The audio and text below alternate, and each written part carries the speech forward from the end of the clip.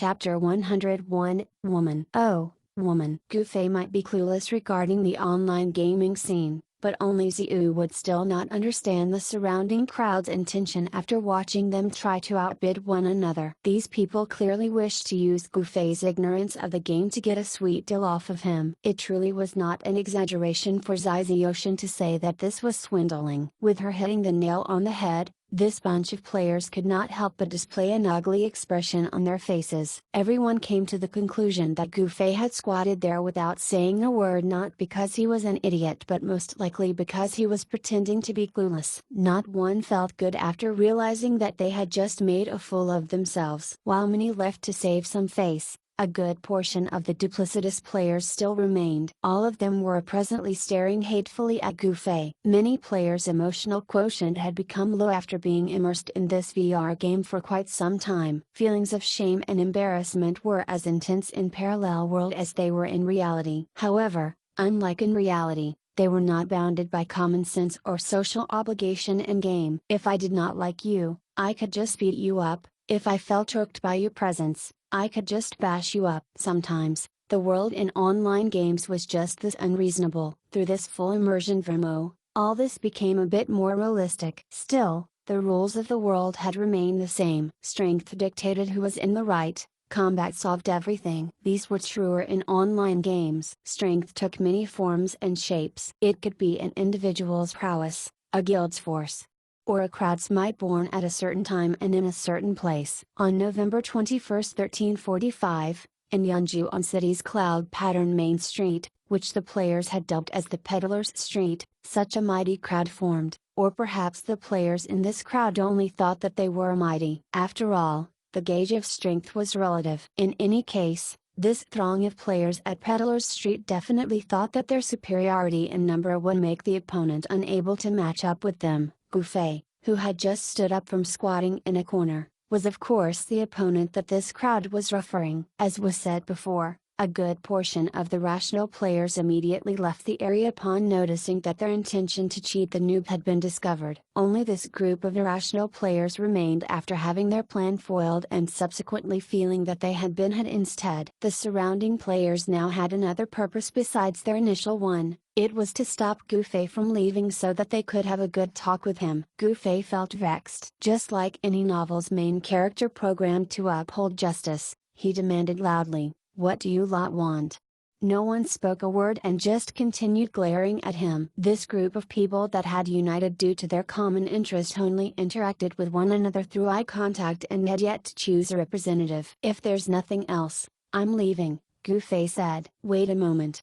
Someone stopped him. The group scattered, blocking off all possible exits for Gufei. Their similar mentality and intention made it possible for them to tacitly coordinate with one another. Gufei coldly regarded the men before him. This group seemed to be composed of the violent sort that Gufei loved encountering the most. Although his father liked taking care of him quite physically using the excuse of them being a family of kung fu practitioners, he would always stop Gufei from laying his hands on other people. Gufei had even thought that he would never get a chance to physically express himself until he had his own son. Therefore, he was really thankful to online games, Parallel World, and the great author, Blue Butterfly, for making his dream come true. Gufei beckoned Ziziotion nearer using his pinky finger. "What?" Ziziotion asked, after getting close enough to him. "What are the rules of PvP? Give me a quick rundown," Gufei requested. Everyone before him was in an uproar. They all thought to themselves, he's not only a noob, but also a super arrogant noob. Ziziotion froze in place, not knowing what to say. After a bit, she blurted out, "Park value increases by 1 point with every kill." "That's not it." Gufei rolled his eyes at her, saying, "I already know that. What I'm asking is if there's any way to not increase my park value." After carefully considering Fleeting Smile's words before, he had somewhat gleaned that there was a way to kill players without incurring park points. Gufei wanted to inquire more about it back then, but he somehow forgot it in the midst of their conversation. Afterward, he also procrastinated from checking the game's official website for information about it. No park points will be awarded if you're retaliating after someone attacks you. Killing players with park value won't add park points either. Ziziotion explained. Are you sure that killing players with park value won't incur me park points?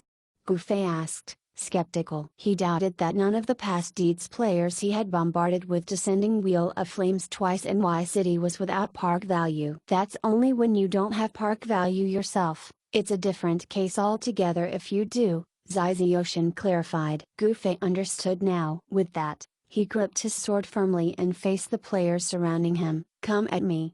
The crowd was astounded. No one made a move as everyone thought, planning to kill us without incurring park points? How can we give you such a sweet deal? We'll definitely not attack first. The surrounding players seemed to have forgotten that they were the aggressors and Gufei was the retaliator. In their minds right now, he was the one surrounding them and was preparing to take his anger out on them. With the opponents not taking up his challenge, Gufei felt quite regretful. Although he actually loved PvPing, he was not an unreasonable person. Thus, he could only hope that someone among the crowd would get impatient and strike him first. At times like this, Gufei could not help but miss Y City's PvP atmosphere. He still wondered why the Black Hand mercenary group wanted to rob him. How are they doing right now? Sorrow flowed through Gufei. Only 3 hours had passed since he left Y City, yet he was already missing it. He let loose a sigh. If you guys don't have the guts to fight with me, then scram.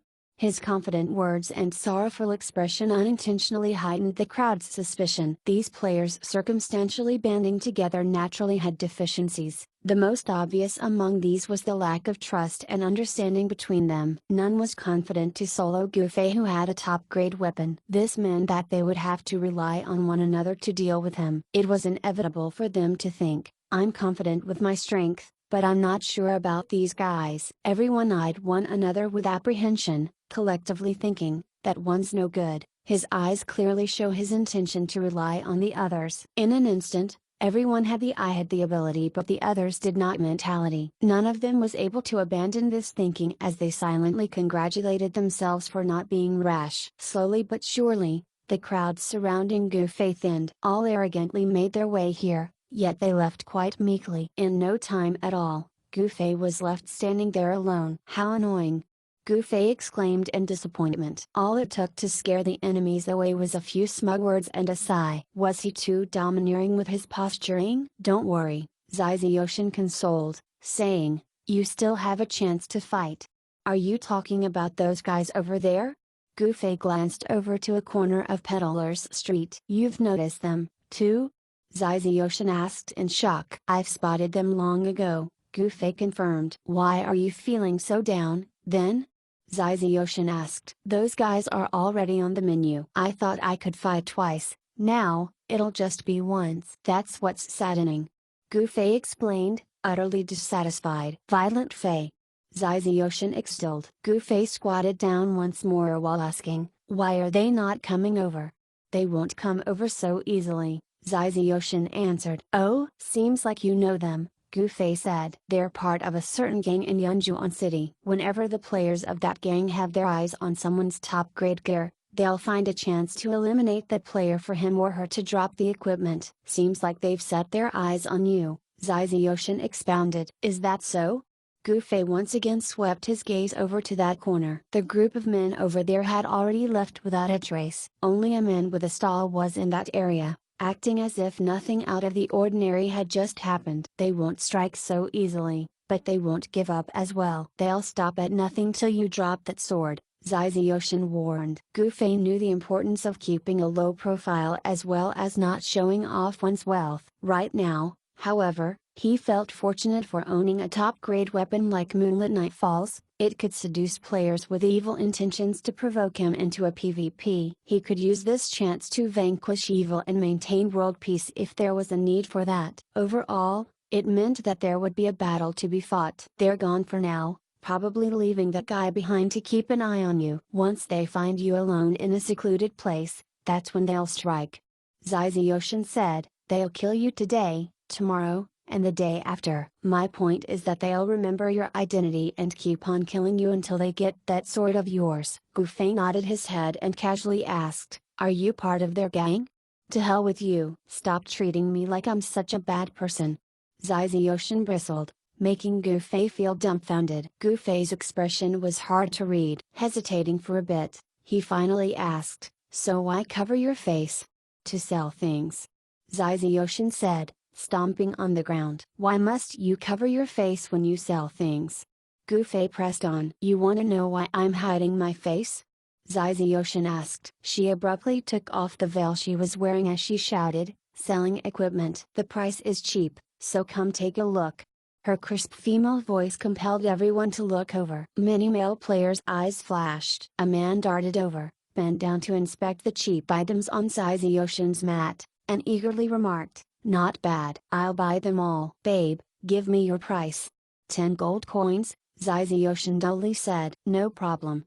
The guy quickly picked the mat with all the items on it off the ground and rolled it up into a bundle. Following this, he counted 10 gold coins and graciously handed the sum to her. Many of the nearby players displayed an envious look when they saw her accept the coins. "Babe, I've bought everything you're selling. Since you're free now, why don't you have a couple of drinks with me?" The buyer remained standing there after lifting up the bundle. "Go to hell and scram!"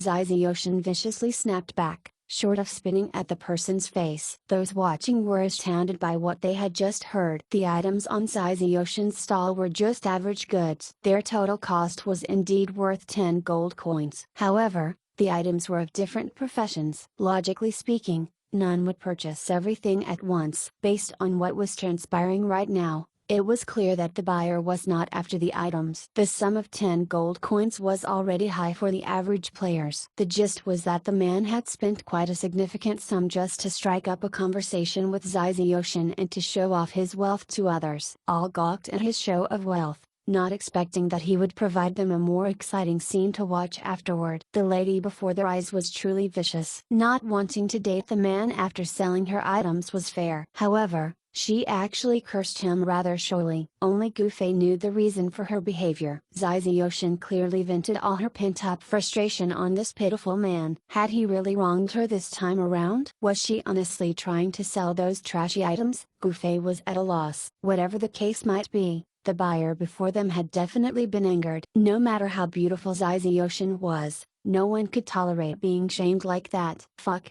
The buyer wasted 10 gold coins, yet he was nearly spat at in return. He was turned into a laughingstock for those who were watching as well. Unable to restrain himself, he threw the bundle of equipment he had just bought at Ziziotion. Following this, he pulled out from his dimensional pocket a huge axe that was bigger than Zeus. The man straightened his spine, channeled energy throughout his body, and bent his legs. His right hand lowered the axe to his side, leveling it off the ground at a 45-degree angle. Gufei, who had a vast amount of fighting experience, immediately recognized the man's stance. Quickly lifting his sword forward with one hand, he used his other hand to hold Ziziotion. Cyclone came as he expected. This warrior obviously had a lot of fighting experience as well. Experienced warriors would always retain a certain amount of rage to activate their skill whenever the need arose. Not only did Cyclone provide warriors the highest damage output, it functioned as their life-saving skill as well. It was much more useful than the level 6 warrior skill, Safeguard. Blocking Cyclone was already a practiced move for Gufei. Even his flying outward posture after taking advantage of the attack's force was very smooth. But this time around,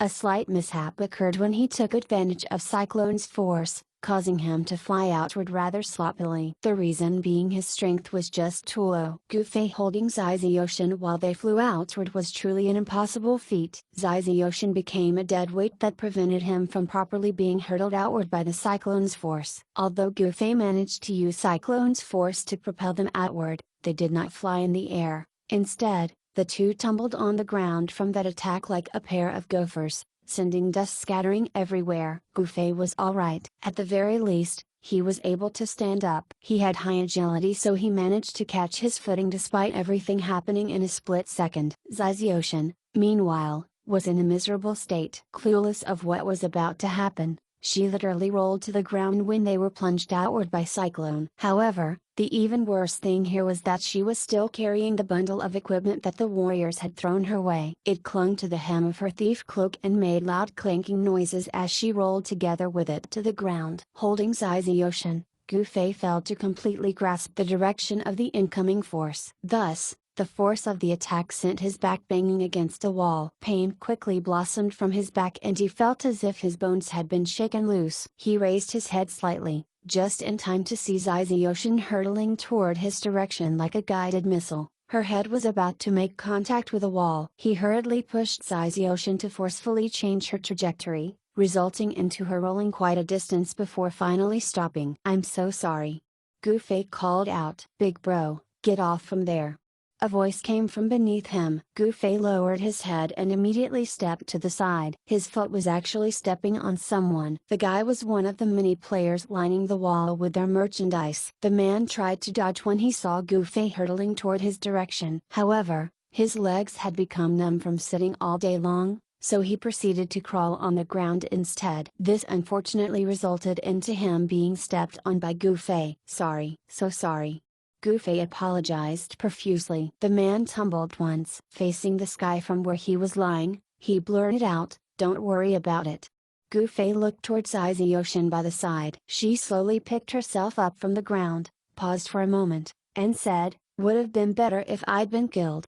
The onlookers were once more in an uproar. None of them had expected the two players to survive Cyclone. While they saw Gufei raising his sword to block the skill, none noticed how his sword had threaded through the shredding Cyclone. The two whizzed out after taking the blow of Cyclone. Even if they were not dead, they should be close to dying. Right now, however, the two seemed to be quite alright despite looking quite bedraggled. The warrior's Cyclone ended at this point, yet he apparently had no intention of stopping as he swiftly strode towards Zaizayoshin. Gufei looked at her and asked, "I won't incur park points if I slice him up now, right?" Zaizayoshin perplexedly nodded her head. She was also clueless about what had happened with that Cyclone moments ago. All she knew was that Gufei had helped her evade the skill, allowing her HP bar to remain full. Unlike the others who could not appraise Gufei's job class, she knew very well that he was a mage. Mage was the job class most advantageous against the warrior job class, so soloing a warrior was not a difficult task for Gufei. However, no matter how anyone put it, mages should not be attempting to slice warriors with swords. This left Zaizayoshin somewhat puzzled. Gufei was about to head toward the warrior when three men came out of nowhere and blocked the path between the warrior and Zaizayoshin. Gufei saw that the player who had asked Zaizayoshin to appraise his item was among the three. "Chill out, friend. This is probably just a misunderstanding," someone said. "Go to hell." Scram!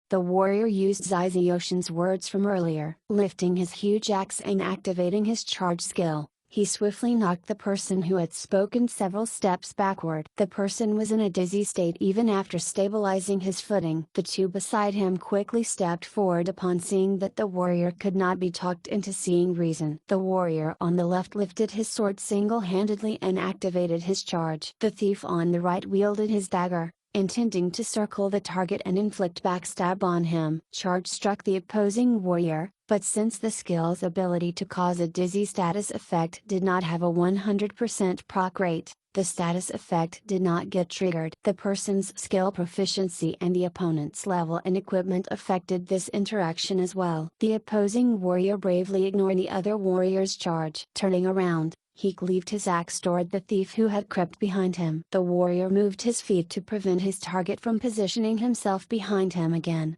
and the two proceeded to exchange blows with each other. Those who came to Zaizayoshin's rescue were clearly subpar in terms of fighting abilities. Despite having a 2 versus 1 advantage, they were still overwhelmed by the huge axe wielder. The opposing warrior easily controlled the fight's tempo and forced the two to back off. Their weapons clashed and tangled, causing Gufei to shake his head in disappointment. "How is this fighting? This is clearly children playing." Using the tree root and bamboo pole as if they were godly weapons, the two weapons clashed with each other without striking the bodies of the wielders. The one whose weapon broke first would be the loser. Gufei recalled when a neighbor kid had been inspired by the TV series, Condor Heroes, and began practicing Kwanzan sword style and Yunu sword style. It was similar to how the two people before him were fighting their opponent. Gufei was rattled watching this. The two people clashing with the warrior were even more rattled. Turning their heads at Zaizayoshin, they shouted, "Zaizayoshin, run away quickly." Zaizayoshin hollered back, "I'm coming." She was about to reach into her dimensional pocket for her weapon to assist her comrades when Gufei stopped her, Let me go, instead. Zizayoshin glanced at him. Gufei was smiling as he said to her, "Seems like some people still like you." With that, he turned and shouted to the two subpar players, "You two get out of my way. I'll solo him."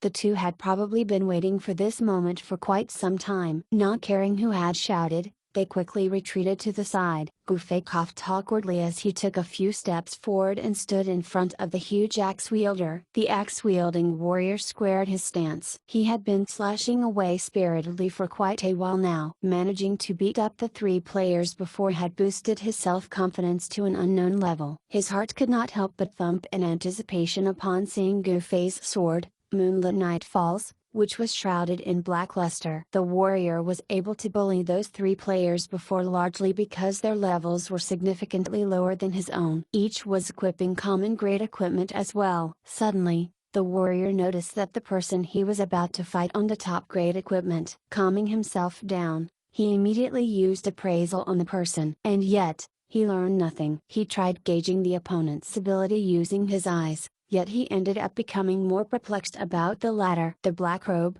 which was something he had not seen before, seemed to be a mage robe. However, the weapon he was holding was a sword. Those who would wield a sword were usually warriors and sometimes knights. Weapons were the most obvious way to differentiate all the job classes. In the end, the warrior surmised that Gufei was a fellow warrior. He was about to confront Gufei when the latter suddenly put his sword inside his dimensional pocket and assumed a barehanded fighting stance. Unarmed? Is he a fighter? The warrior became more and more confused. Fighters would usually wear sparring gloves to increase their attack power. And yet, Gufei was facing him without wearing gloves. I'll just take a move of his and make sense of everything, the warrior thought to himself. He then started clashing with Gufei ferociously. Gufei slightly stepped to the warrior's side and raised his right hand, twin incineration. Incinerate.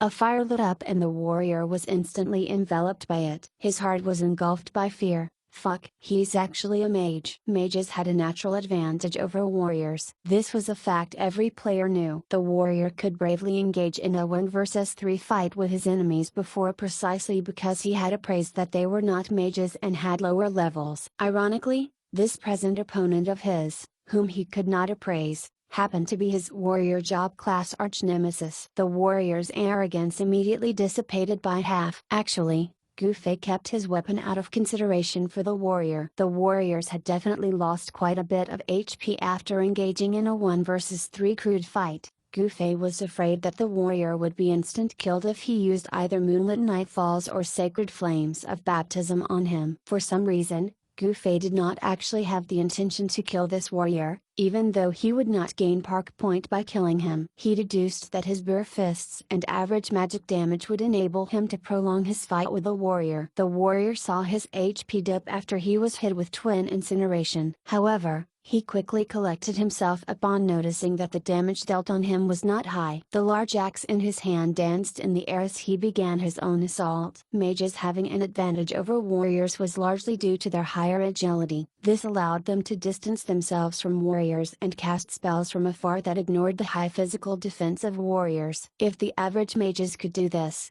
Gufei could of course do so as well with his full agility build. Gufei easily distanced himself from the target and threw out a fireball as if it was a flying dagger. Although the damage dealt by the spell was insignificant, it nevertheless chipped off a bit of the warrior's HP. The warrior would not have a chance of winning at this rate if the fighting dragged on. Gufei saw the warrior's eyes glaze over. He immediately stopped his attacks and retreated a few steps, saying, "Bro, what happened before was really just a misunderstanding."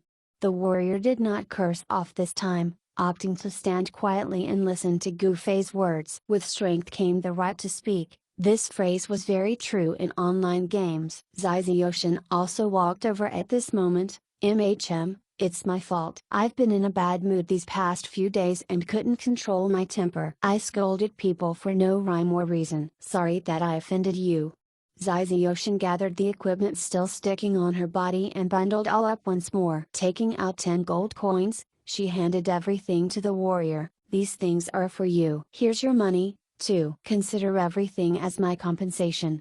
The warrior felt stunned as he took the coins back. "I'll take the gold coins, but I don't need those items."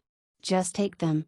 Zaizayoshin insisted as she tried to stuff the bundle into his hands. The warrior did not know how to react. After telling him off minutes ago, she was now forcefully gifting him this bundle. This change was too huge. "Forget it. Who cares about your worthless stuff?" Gu Fei remarked from behind them. "Go to hell. This is your fault." Zaizayoshin turned around and tossed the bundle of equipment to Gu Fei instead. Gu Fei felt awkward. He headed to the warrior and shook his hands, feeling helpless as he said, "You see, when it comes to women, there are these few days every month." The onlookers seemed to realize something with that remark as they stared at Zaizayoshin. Gu Fei, who was standing beside her, had that naturally obtuse look plastered across his face. A distance away, a man in a corner was stealthily sending a message out, "That person's a mage."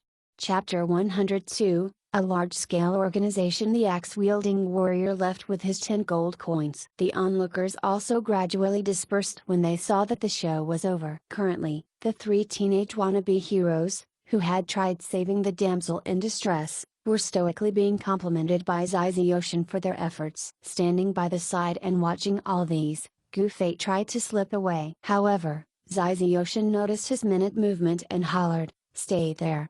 There's nothing else to do, so I'm leaving." "Chat on without me." Gu Fei passed this as goodbye. "There's something," Zaizayoshin stated rather firmly. "What else is there?"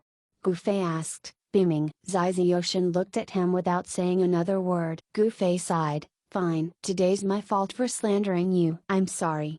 Deep down, Gu Fei was unwilling to apologize. Zaizayoshin squatting at a corner of Peddler's Street to sell odds and ends was something he could not accept as for real. It was a pity that he had no evidence to prove her otherwise. Gu Fei remained suspicious largely because he intuitively knew that Zaizayoshin's passion for swindling was not inferior to his passion for kung fu. Hearing Gu Fei apologize, Zaizayoshin smiled triumphantly. "You didn't slander me. I really do have an ulterior motive." "Damn, knew it." Gu Fei howled in his mind. On the surface, his facial expression remained unchanged. "What's your purpose, then?" Zaizayoshin did not speak but looked toward a certain direction. Gu Fei followed her gaze and saw that she was looking at a man. It was the guy from that group Gu Fei had expected to get his second battle from previously. The man was currently squatting by the corner with a stall set up in front of him. From time to time, he would throw a glance over to them. "What?" Gu Fei asked, puzzled. Zaizayoshin turned around and coaxed the 3 wannabe heroes to leave, before pulling Gu Fei to squat by her stall. "That guy right there is part of that equipment robbing gang that I've just told you. They've a few good items on them." "How long have you been eyeing them?" Gu Fei asked. "Quite a while," Zaizayoshin admitted, adding, "I noticed their gang in my trips at the trade exchange and auction house. They took note of those players who had bought top-grade equipment. Afterward, they attacked them. I thrice witnessed them picking players possessing top-grade equipment." "That's too much." Gu Fei felt disgusted. Zaizayoshin nodded her head. "I feel that this gang isn't just a random party. The members most likely belong to the same gaming workshop, or maybe they're part of the same clan guild." Seeing Gu Fei's look of confusion, Zaizayoshin gave a more detailed explanation. "When we, the players, first entered Parallel World, we're randomly assigned a city. The world map isn't officially released yet. There ain't teleportation portals for traveling between the in-game cities either. These workshops and clan guilds naturally can't gather in one place. Thus, every city has some of their players, temporarily doing their own things. And now, they won't unfurl their workshop or clan guild banners." "Gaming workshop, clan guild?" Actually, Gu Fei was confused about those. "Don't you know what they are?" Zaizayoshin asked. Gu Fei laughed awkwardly. "I've heard of them. I just don't know the particulars." "I'll give you a quick rundown, then." Gaming workshops exist for the purpose of earning profits. So if those of a gaming workshop obtain the dropped equipment of the targeted players, they'll sell them when the time is ripe. If it's a clan guild doing the stealing, I'm afraid the goal will be strengthening the clan guild using the ill-gotten equipment. The pieces of top-grade equipment are probably used by them once they obtain them, Zaizayoshin explained. "So which group do those guys belong?" Gu Fei asked. "I've a feeling they belong to a clan guild. The purpose of workshops is to earn money. They care more about the gaming regulations and environment than anything else. Renowned workshops are organized and have strict rules, so they won't do such lowly acts. Still, There's a possibility of those guys belonging to a small workshop that does this sort of killing the goose that lays the golden egg thing. But the scale of these small workshops is limited. In games like this where entering a city is entirely random, it's quite difficult for them to gain a foothold in any city, Zizayoshin elaborated. That makes sense, Gufei nodded his head. I've reached out to the gang's victims for more information. I was thinking of identifying the gang members through the stolen equipment. Yet, those stolen goods all vanished. They didn't appear in the auction house or any trade exchange platform. They're not seen in any player's hands in various grinding maps, too, Zizayoshin said. Gufei realized what she was doing. So you came all the way to Peddler's Street, hoping to see if they'll appear here? Zizayoshin nodded her head. While the chance of them appearing here is slim, this is the only trail I can pick up. Gufei laughed. You've forgotten another trail. What? Zizayoshin asked. Mailbox, Gufei answered. Oh. Zizayoshin knocked her head lightly with her fist as she received this epiphany. If this gang really belongs to this sort of large-scale organization like you supposed, it'll definitely have manpower in various in-game cities. This method of strengthening themselves must have been adopted in every city they've a presence. This gang's members are probably cautious enough to not use the equipment in the city they've gotten it from. They must have used the mailbox to exchange equipment with their fellow clanmates across the game, which will explain why you no longer see the stolen equipment, Gufei hypothesized. You're right. That must be it. Zizayoshin patted Gufei on the arm. You ain't half bad. Gufei chuckled. He did not actually possess a deep understanding of the game. It was only because he had written a letter back in Y City and learned about No Smile mailing Zephyr's Whisper to Dusky Cloud a few days ago, so Gufei easily made the connection. It'll be difficult to track them down if that's really the case, Zizayoshin sighed. It was really easy for players to hide their identities in Parallel World. No one would know the players' IGNs unless they gave those themselves. Faces could be covered with pieces of cloth, and equipment could be changed if players had a few sets, exactly what Gufei had done to hide his identity. Thus, you're in need of a person with top-grade equipment to be the bait. This person will attract these men out of their hiding places for you to try and swindle them, Gufei concluded. Coincidentally, I appeared before you. I've never thought of that before, Zizayoshin denied vehemently, feeling dumbfounded. It's useless to attract them that way. If you get looted by them and lose your equipment, you'll still be left in the dark regarding their identity. Just don't die easily. Then, Gufei smiled. Zizayoshin rolled her eyes. Didn't I explain it clearly? This gang steals players' top-grade equipment every day. The gang members' prowess doesn't need further proving, right? They're in possession of some top-grade equipment, too. So why did you stop me for? Gufei asked, puzzled. Zizayoshin was puzzled as well. It's just to explain to you why I'm really squatting in this corner here. That simple? Gufei asked. It's that simple, Zizayoshin nodded her head. Gufei was about to say something when the system notified him of a new message. Seeing that it was from young Master Han, he immediately opened it up to have a look. Sword Demon was killed. Gufei was startled and quickly asked, when? While he's grinding. I just received a message from him, young Master Han said, raise bar. Waiting for the rest of you. Gufei did not bother with young Master Han, instead, he messaged Sword Demon, are you at a spawn point? Don't go out yet. What? Sword Demon asked. Don't go out of the spawn point, Gufei repeated himself. Sword Demon replied with one word, fine. Gufei stared at Zizayoshin. Looks like one of my friends caught the eye of this gang, too. What? He got killed while grinding. Oh, yeah, you know him. Frost Memories, remember? Gufei reminded her. Of course. Zizayoshin replied daintily. That's him. I'm heading over now. Gufei got up. Wait. Don't forget they've got eyes on you, too. That man over there from their group has been watching us from the start. Zizayoshin reminded him as well. You're right. Gufei said as he quickly walked toward the man who had been watching him all this while. Hey! Gufei shouted as he arrived right in front of the person. The person lifted his head and was shocked upon seeing that it was Gufei. However, he quickly regained his composure as he smilingly asked, do you need me for something? Gufei smiled in return. Robbery. What? The person felt stunned when Gufei pulled out Moonlit Nightfalls from his dimensional pocket. Gufei then plunged it straight toward the player. The person managed to quickly shift his body to the side to dodge the attack. Unfortunately for the guy, Gufei was even faster than him and had already changed his sword's path to where the person was planning to move his body. Twin incineration. Incinerate. Gufei roared. A fire dragon sprang out of Moonlit Nightfalls, brushed through the person, and disappeared along with him. His parting gaze was one of disbelief. Gufei did not wish to exchange blows with the man, so he casted a spell to insta-kill him. Gufei knelt down and carefully wrapped up the items the man had left behind in his stall. The entire place descended into silence as he got up. All the players stared at Gufei with a horrified look on their faces. Quite a number of them hurriedly packed up their stalls in response to what they had just witnessed. Others took out their weapons, exchanging eye contact with one another as they planned to take down the strong foe. Gufei smiled at them all. This is a personal vendetta. Everyone, just ignore me and carry on with your business.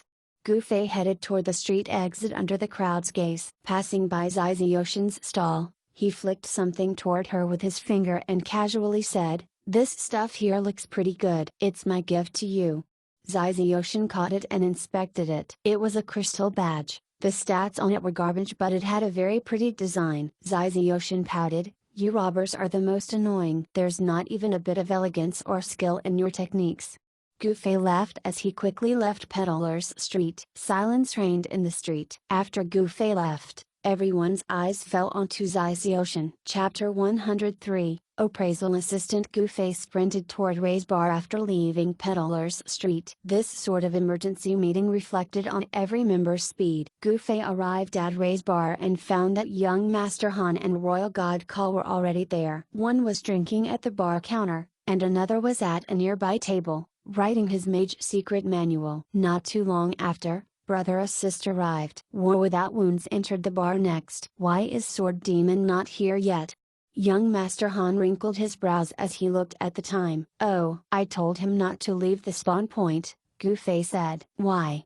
Everyone looked at Gufei. "There's a gang that has premeditated this attack on him," Gufei explained, saying, "This gang specifically targets players with top-grade equipment and finds a chance to kill them repeatedly until their particular equipment drops. It's likely that Sword Demon is in this gang's crosshairs." Brother Assist was shocked. He paused for a bit before saying with a sorrow-filled voice, "Miles, why you gotta do this? If you keep stealing my job and revealing all the information, what's the value of me being in this mercenary group?" Gufei apologetically said, "Sorry." "Go on, say what you gotta say." Brother Assist nodded his head, cleared his throat, and addressed everyone around him. "The general situation is as Miles said. Let's see if anyone has any information to add." All rolled their eyes at him. Brother Assist felt slightly embarrassed. If this gang was so easy to uncover, they would be hunted long ago. They've gotten away with it many times already. Even the victims killed by them have no idea about their identity? Everyone asked disbelievingly. Brother Assist nodded his head. "They mainly target mages, archers, and thieves. Victims barely even locate them before they are killed." Everyone was in deep thought. Young Master Han asked Gufei, "So you suspect they've a formation or trap set up in front of the spawn point and will continuously ambush Sword Demon?" "That's right," Gufei confidently replied. Young Master Han patted him on the arm. "Thieves have stealth, thank you very much." As Gufei was feeling embarrassed beyond redemption, young Master Han sent Sword Demon a message. In a short while, Sword Demon arrived. "You have our deepest condolences," everyone sympathetically said. Sword Demon was not that glum. "It's just one level, it's no big deal." Everyone tactfully refrained from commenting. Sword Demon's death was not just losing a level. Since the experience points he had earned were about to let him ascend to level 31, his death had more like dropped him by 2 levels. "It's fine. At least, you didn't drop Frost Memories," Gufei consoled him. "It got dropped," Sword Demon said emotionlessly. Everyone felt stunned. The equipment drop rate in Parallel World was not high. Sword Demon was truly unlucky for losing his prized weapon in just one death. "That's not good. They'll mail Frost Memories to another city, you won't ever find it if that happens." Gufei stood up and exclaimed. "How do you know?" Everyone asked, shocked. "I don't have the time to explain, Quickly head to the mailboxes. Gufei said. They killed me for my frost memories? Sword Demon still could not grasp the reason why he had been killed. There's a gang that specifically targets players with top-grade equipment. Then, Brother Assist explain in length. Degenerates. Sword Demon gritted his teeth. Being killed did not elicit such anger in Sword Demon. He could even keep his emotions in check after dropping his top-grade weapon, Frost Memories. However, once he learned why he had been killed, Sword Demon finally snapped and expressed his anger unrestrainedly. Less talk, more action. Gufei urged everyone. While Sword Demon instantly revived in the city from the grinding map, they all spent a significant amount of time gathering and talking at Ray's bar. If the equipment chopping gang had left immediately to mail out Frost Memories right after acquiring it, they would have arrived at a mailbox by now. It was unclear if Gufei and company could still make it in time, but they must still try their best to recover the weapon. The East Gate is the closest entrance if someone returns from Sword Demon's grinding map. But in order to avoid the revenge of their victim, it's highly likely that they'll use the other gates. Our manpower is lacking, though. We might not be a match for them if we split our forces to the 4 gates. We can only gamble our chances by going to 2 out of the 4 gates. Assist, Royal, and Wounds, head to the East Gate. Sword Demon, Miles, and I'll go to the South Gate. We'll discuss the rest later on the Mercenary Channel. Young Master Han got up after designating their positions. Wait, I think Miles alone will do. Royal God Call said. Everyone was dumbfounded, yet it was an accurate observation. Young Master Han nodded his head in acknowledgement. Miles will head to the North Gate, then. Will Sword Demon and you do?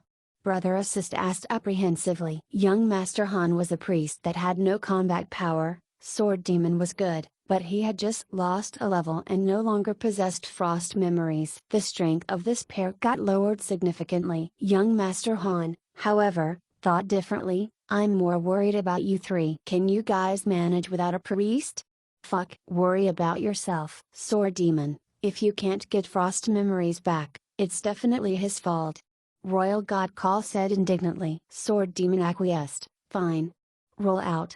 They split into their 3 teams once they left Trey's bar. The difference in each member's speed was distinctly displayed once more. Royal God Call was the fastest in the 3-man group, so he quickly arrived at the designated gate, leaving Brother Assist and Warrior without wounds behind. Between Sword Demon and young Master Hans Bear, the latter was the one slowly being left behind. The South and East gates were relatively close to Ray's bar, so the distance between the fast and slow people in each team was not too significant. Given that time was of the essence, they did not bother to be too precise in their arrangement of which particular gate to head over. Online gaming experts like them had long gotten used to conversing while running in parallel world. As such, they were presently conversing on the Mercenary Channel. Young Master Han opined, it's also possible that those equipment looters ain't the culprits, but those seeking revenge on you. Even if we exclude your enemies from other MMOs and focus only on those in parallel world, you're the most conspicuous in that no smile assassination matter. Frost Memories was just too eye-catching back then. I know, Sword Demon acknowledged. Also, that time when we were in Y City, you're the one leading that army in the front line. I'm afraid that those of past deeds got a clear look of your face. Young Master Han added. The past deeds men won't be able to quickly take their revenge on Sword Demon, since they're still busy with matters on their end, Brother Assist interjected. I know. I'm just saying.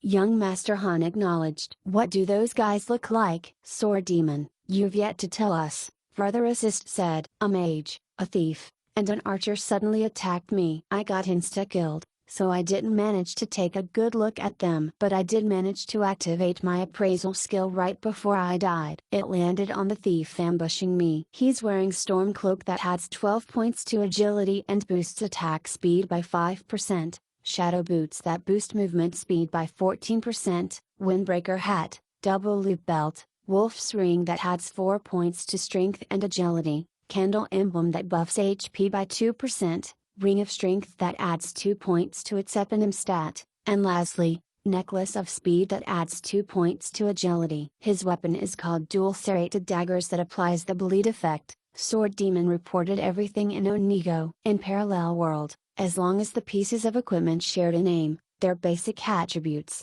such as defense and attack power would be the same. The difference in them only lay in the additional traits or the kind of stats they would be boosting. Knowing the additional traits attached to the equipment was, therefore, a key factor in identifying a target. After Sword Demon reported everything, young Master Han summarized the key points. Take note of a 3-man team consisting of a mage, a thief, and an archer. Take note of a thief with that equipment description, too. Everyone gave their confirmation besides Gufei. He stopped running and helplessly said, I don't have appraisal, what do I do?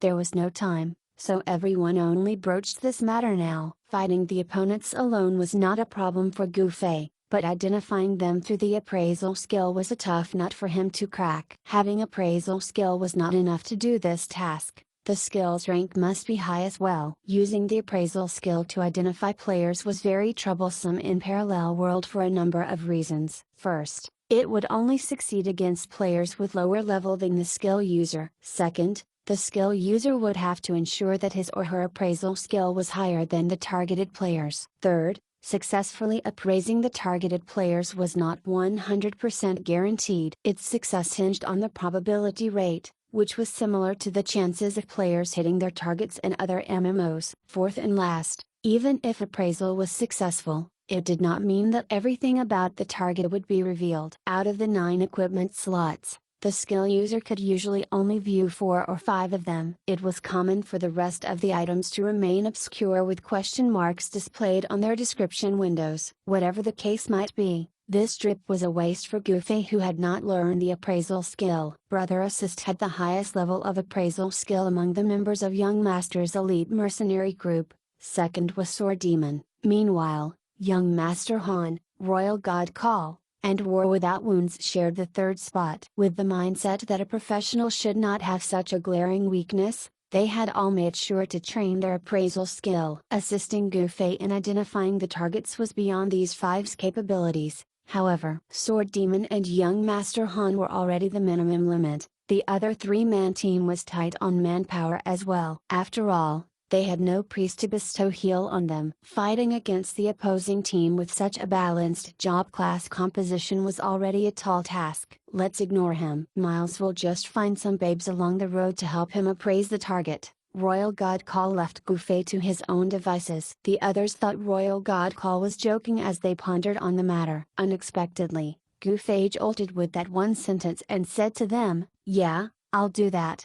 Everyone was shocked. Could he really casually grab a lady off the street to help him? Gufei obviously did not have such intention. However, when Royal God Call mentioned babes, it reminded Gufei that he was not asking for help with the fight but just with appraising the opponents. The ladies of Amethyst Rebirth were surely capable of doing the job. Making up his mind, he quickly pulled out the guild channel. He then saw rows upon rows of words being exchanged in rapid succession on the conversation window. Ladies were creatures that enjoyed chatting and gossiping. In fact, they were much more diligent with this matter than leveling. With him being the only man in the guild, the conversation window would obviously be dominated by the Amethyst Rebirth's ladies. Hence, Gufei had never partaken in any talks on the guild channel before. By the time the messages stopped flashing on the conversation window, Gufei had already arrived at the North Gate. Those were just the messages that Gufei missed today since he had gotten online. If it's everything since the beginning of this game, Gufei shivered at the thought. He did not know how to start a conversation with these women. After thinking for a while, he asked, "Is there anyone here?" "Fuck you, dumbass. Can't you see the many sisters about? Why are you asking if there's anyone around?" Someone shouted. Gufei looked at the IGN. "Lai. Anyone among you has high appraisal skill? I need help," Gufei asked, not bothering to answer Lai's sarcastic question. Everyone did not report their appraisal skill. Brimming with curiosity, they each asked what the matter was instead. "It's urgent. I'll explain later," Gufei answered. "My appraisal skill is at rank 8, a lady softly said. Gufei did not know what rank 8 appraisal skill meant. He glanced at the lady's IGN, eyes glaze. "How fast can you get to the city's North Gate?" Gufei asked. "Oh, I'm near there. I'll head over right away," Ice Glaze replied. Gufei added her as a friend. "Thanks a lot." "You're welcome," Ice Glaze replied. Chapter 104, Ice Glaze the Mage. Although Gufei had seen all the Amethyst Rebirth Guild's ladies, he could still not match their faces to their IGNs besides a handful of them. Hence, he was unsure which one was Ice Glaze among the ladies. At this moment, he arrived at the north gate and saw no one near the mailbox. Gufei promptly took a spot to stake at the mailbox's vicinity. Looking around, he did not see a familiar face from Amethyst Rebirth. At this instant, Willow sent him a private message asking if she could help him with anything. "It's okay now. Someone's on the way to assist me with my need. I don't have the appraisal skill, so I was looking for an assistant," Gufei informed her. "Oh, my appraisal skill used to be pretty strong before, but its rank dropped when my levels got reduced," Willow said dejectedly. "Technically, the penalty for dying would only reduce the player's level and hold the possibility of dropping his or her equipment. However, the causal relationship of skill and level meant that losing a level would corollary reduce a skill's rank. For example, a player's character had to reach level 30 first for his or her appraisal skill to get to rank 10. If that player dropped a level, his or her appraisal skill would drop down to the next highest rank possible for his or her level 29 character. Putting the skill's rank aside, what Gufei needed right now was someone who could appraise his target, which meant he had a strict criterion for his helper. The player's appraisal skill must be higher or equal to the target. If that were not the case, he would ask for Willow's help already, with him being on closer terms to her than the other ladies, instead of asking for help on the guild channel. When Gufei first entered Amethyst Rebirth, the guild's ladies had lower levels except for Ziyu, who had already reached level 30. A few days had passed since then. Gufei was unsure if it was No Smiles incident that had incited them. But when Gufei looked through the guild members list anew, quite a few of them were at level 30. This included Ice Glaze. "I'm near the mailbox," Gufei sent Ice Glaze a message. "I see you," Ice Glaze replied. Gufei looked around him once again and saw a familiar looking lady walking down the paved road toward him. "Hi." Ice Glaze greeted Gufei when she was close enough. This was the first time that they had properly exchanged greetings with each other. "What is it that you need me to appraise?" Ice Glaze took the initiative to ask Gufei. "It's like this." Gufei kept an eye on the city's entrance as he gave her a briefing of the matter at hand. "I just need you to find that person. Leave the rest to me." Gufei passed the relevant information Sword Demon had given him to Ice Glaze. "So that's how it is. Hope I can be of help," Ice Glaze said. Level 30 players could raise their appraisal skill to rank 10. Hence, she was somewhat apprehensive if her rank 8 appraisal skill could help Gufei in identifying his target. "Sorry to trouble you," Gufei said. "No need to be formal with me. We're in the same guild, after all." Ice Glaze tittered. Since she specially came here to assist him, Gufei believed her words to be sincere and not out of courtesy. He felt slightly touched by this fact. "You're a mage, too," Gufei said after checking Ice Glaze's character window. MHM, same as you." Ice Glaze nodded her head. "May I look at your weapon?" Gufei asked. "Oh." Ice Glaze handed over her magic stave to Gufei without a second thought. The trust being shown right now was something the newbie Gufei would not understand. Equipment in online games was much more valuable than life itself. Gufei asking Ice Glaze to hand over her equipment was akin to people in reality saying, "May I borrow your life for a bit?" Someone who knew the decorum in online games would never make such a request no matter how close they were. Gufei was magnanimous at heart, yet he did not give his request much thought despite understanding the meaning of those words. He only wanted to gauge how much stronger Moonlit Nightfalls was in comparison to a level 30 mage's magic staff. Reflexively asking to borrow the equipment, he easily got it in his hands. He inspected the item briefly and handed it back just as quickly. Ice Glaze's magic staff was a white tier weapon with average stats. Gufei thoughtlessly pulled out the staff July had previously given him and passed it over to her. "Yours isn't as good as this one, right?" Ice Glaze received it and took a look before nodding her head. "Yeah, it's tons better than mine. You should take and use it, then," Gufei offered casually. Players becoming fond of new equipment and getting tired of their old ones happened every day in online games. Ice Glaze was no exception. She did not stand on ceremony and promptly nodded her head, saying, "I'll borrow this, then."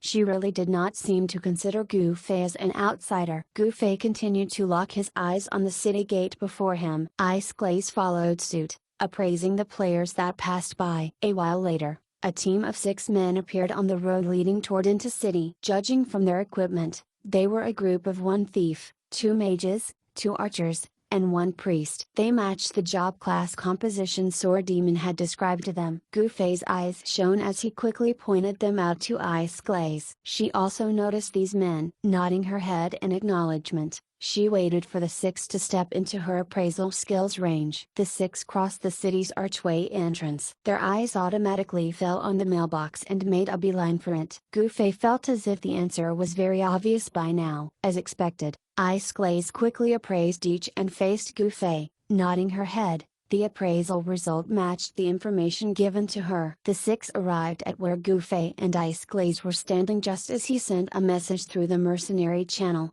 Targets appeared.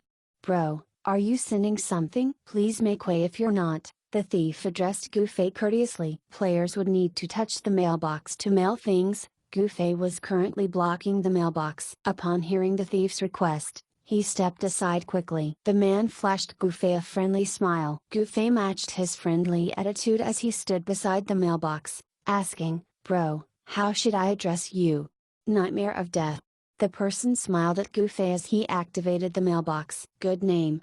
Gu Fei smilingly complimented. Suddenly, he lifted his leg sideways to score a high kick right at Nightmare of Death's shoulder. Gu Fei was assailed with gloom. His strength was just too weak. This was a weakness he had had ever since he first entered the game. Whenever an event made this weakness apparent, he would somewhat lose his concentration as the realization hit him hard. Nightmare of Death merely took a few steps back after taking such a high side kick. If this were in reality, a kick from me to someone of his stature would send him flying for 5 meters. Gu Fei thought dejectedly while feeling a slight sense of deja vu. Unbeknown to Gu Fei, his unsatisfactory kick had actually caused Nightmare of Death and his companions to be in a daze. Although the hostility behind that kick was palpable, the damage it had caused was friendly. Nowadays, some players who did not have high attack power would indeed engage in such horseplay with their friends oftentimes. Since Parallel World was but a game, falling down would not cause much injury to a player's body. Right now,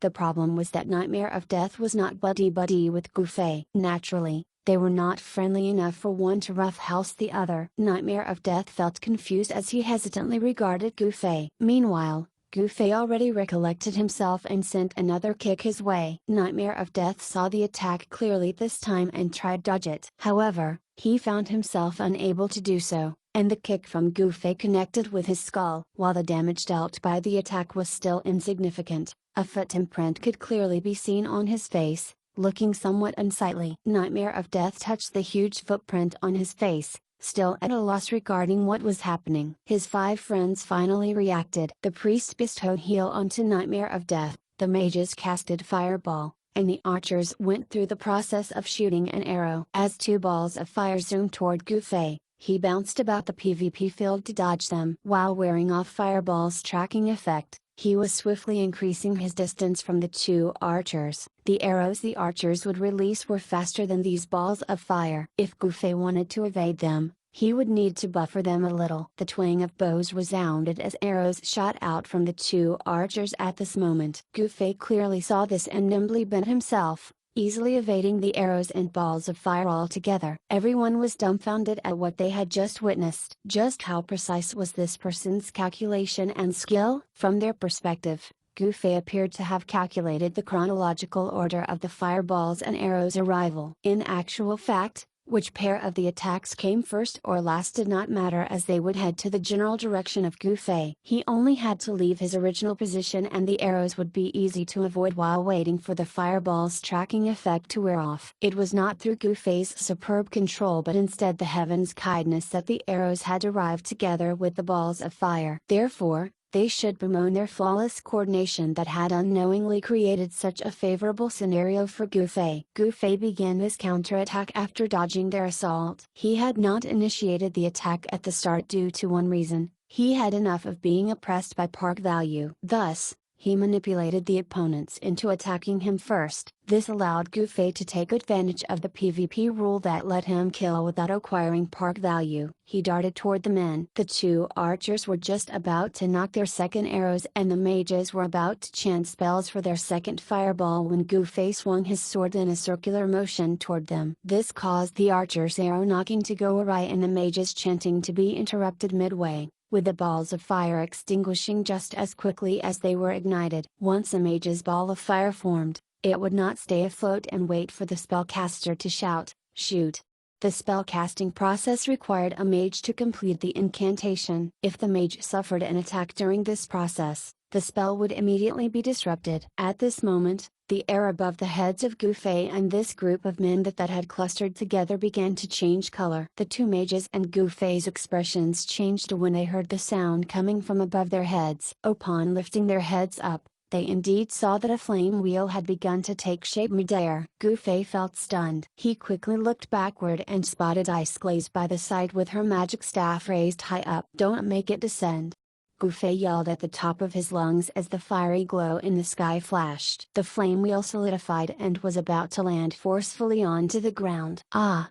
Ice Glaze's face turned ashen as she screamed as well. Gufei had not expected her to aid him. Ice Glaze had also not expected the mage Gufei to close in on his targets after distancing himself from them previously. She had prepared this flame wheel for these men beforehand. Descending wheel of flames. Descend.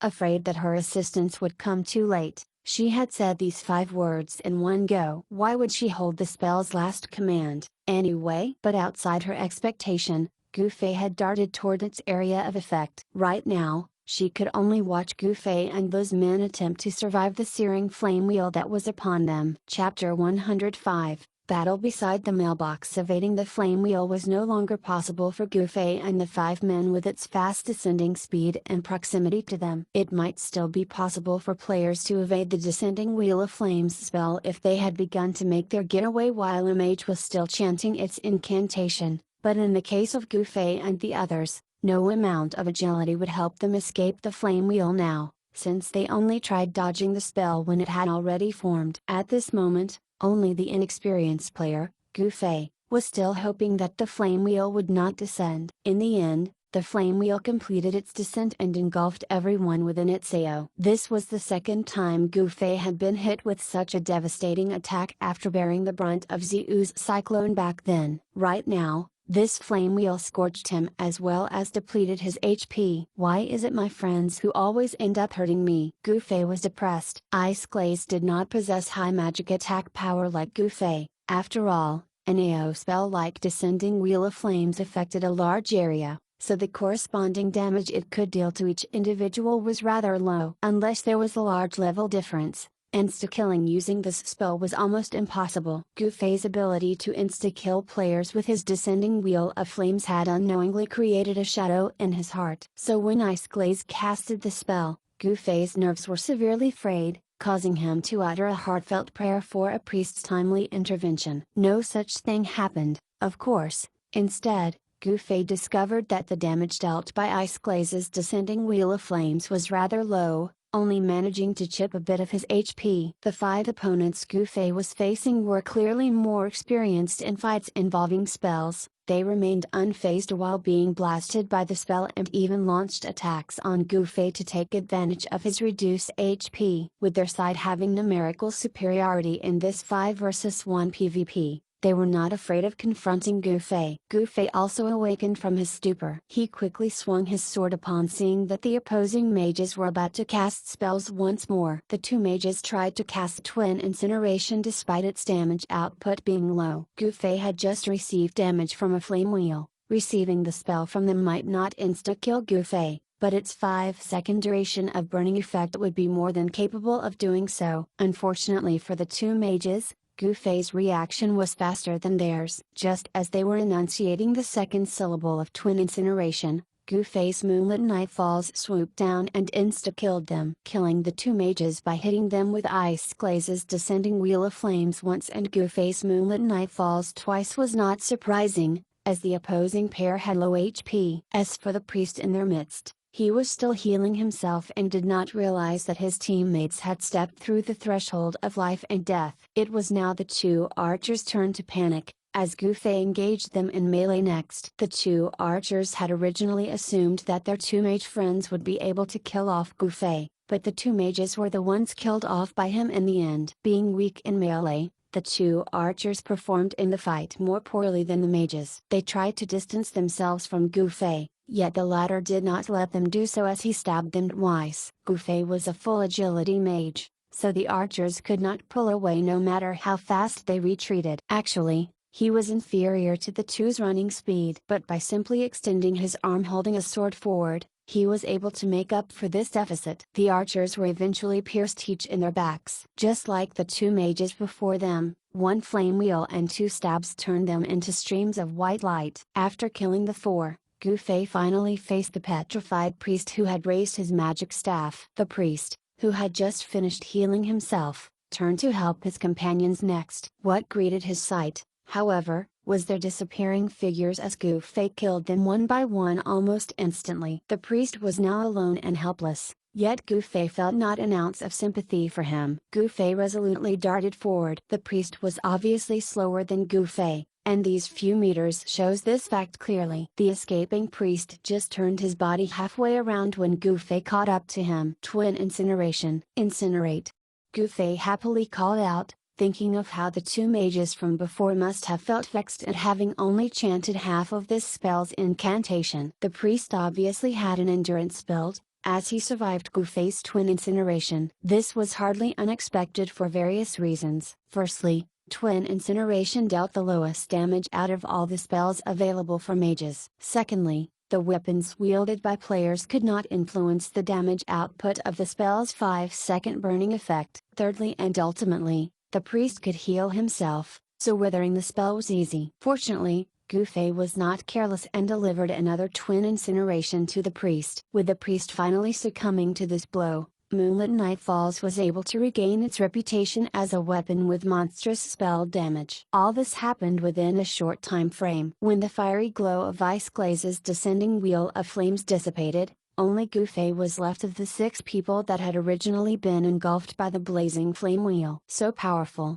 Gufei flashed a thumbs up towards Ice Glaze. You insta-killed them all.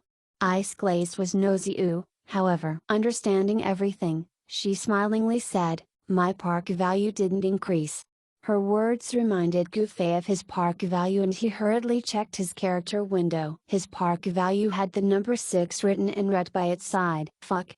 Gufei cursed aloud in his extreme vexation. The 6 men clearly initiated the attack. Only the priest had not attacked him, so he was sure that his park value would rise by 1 point at most. How did 1 park point turn into 6 park points? Crap. Gufei realized what went wrong. His kill of that person by Peddler's Street had already awarded him 1 park point. So the PvP rule of not gaining park points when defending against assailants or killing players with park value would not be applicable to him. This was because he had become a player with park value before them. Tears streamed down Gufei's face. Even the wisest man would occasionally make mistakes. In addition, he was usually unmindful of the game rules. Seems like I've to adjust my mindset regarding PvP. I need to commit the PvP rules in my head to a point where I'll know the consequence of my every move. Park value was the game feature Gufei had the most contact with ever since he first entered Parallel World. He had rid himself of it about 4 hours ago and now it found its way back to him once more. Ice Glaze naturally knew nothing of the emotional roller coaster Gufei was going through in these few moments, as she regretfully said, that guy seems to have fled using stealth. She was talking about Nightmare of Death, whom they managed to identify by the equipment information Gufei had provided her before. Could this count as Gufei miscalculating now that the target had escaped? However, Gufei just smiled calmly. Isn't he still here? With that, he leapt and twisted his body midair to deliver a beautiful roundhouse kick. A figure appeared beside Gufei following this kick. It was Nightmare of Death, whose head had turned askew as another big footprint became visible on his right cheek. How cool! Ice Glaze applauded. Gufei laughed, not thinking much of Ice Glaze's compliment. People from the outside and the people in the know often focused on different things. While a roundhouse kick looked cool and beautiful, It was actually a move with limited application in real combat. This was because a certain distance and space was required to execute it. Making a turn midair with the body's lower half and recovering from that position were major flaws of this move. Therefore, real experts would seldom use this move in bouts between one another. Gu Fei used it this time for several reasons. First, the person he was fighting was not a kung fu practitioner like himself. Second, Nightmare of Death's current standing position was just too perfect for a roundhouse kick. Gu Fei could not resist but employ this rarely used technique. Third, his roundhouse kick was something he had improved based on his research, reducing the kicking time frame by half compared to the usual roundhouse kick. In layman's terms, he had reduced its flaws by removing the redundant parts of the move. Ice Glaze, who lacked knowledge in Kung Fu, would of course be unaware of all these. When Gu Fei heard her praise, he knew that it held neither substance nor meaning. Meanwhile, Nightmare of Death tasted Gu Fei's kicks for the third time, with his head receiving 2 out of the 3. While the damage was inconsequential, he was clearly kicked stupid by Gu Fei. 5 seconds had passed, yet he was still in that same pose. With his head skewed to the side of his body, it was as if he was stuck in a freeze-frame shot of a film. Gu Fei was actually glad Nightmare of Death had been standing dumbly there, as he was currently buying time for his mercenary group mates. Gu Fei had purposely blocked the mailbox earlier to confirm the one holding on to Frost Memories. After confirming that Nightmare of Death was the one holding the weapon, Gu Fei proactively killed the rest of his companions. He purposely ignored Nightmare of Death to buy time for the rest of Young Master's elite mercenary groups to arrive. The extremely unluckily Sword Demon experienced an item drop with merely 1 death today, losing his Frost Memories to Nightmare of Death. A hunt would be necessary if they wished to get Nightmare of Death to drop Frost Memories. Players with pieces of top-grade equipment would of course carry those around with them. Nightmare of Death was no different. The difficulty in reclaiming the weapon also increased since Frost Memories could change hands to a different owner at any given time. In truth, Gu Fei had little hope of recovering Frost Memories. His main purpose was actually to help Sword Demon get even, well, besides his desire to fight. Whatever the case might be, Frost Memories remained as an important goal at the moment. Nightmare of Death would naturally respawn at the Thieves' Union after being killed off. Gu Fei was currently waiting for young Master Han and the rest to position themselves there before sending this opponent over. Nightmare of Death stood frozen in place for 5 seconds before coming back to his senses. Although his hand was holding onto a dagger, Nightmare of Death did not know what to do with it. Running away was the best plan. Just as Nightmare of Death decided on this, Gu Fei's sword whizzed over. If Nightmare of Death had tried to run away from the beginning, Gu Fei would not have been able to stop him. This was because once he activated the level 30 Fleetfoot skill, Gu Fei would not be able to catch up to him. Seeing Nightmare of Death come to his senses, Gu Fei immediately acted. He had to hamper this man until young Master Han and company completed their preparations. He flourished Moonlit Nightfalls into a flurry of crosses, forming a sword net. Nightmare of Death was trapped within it,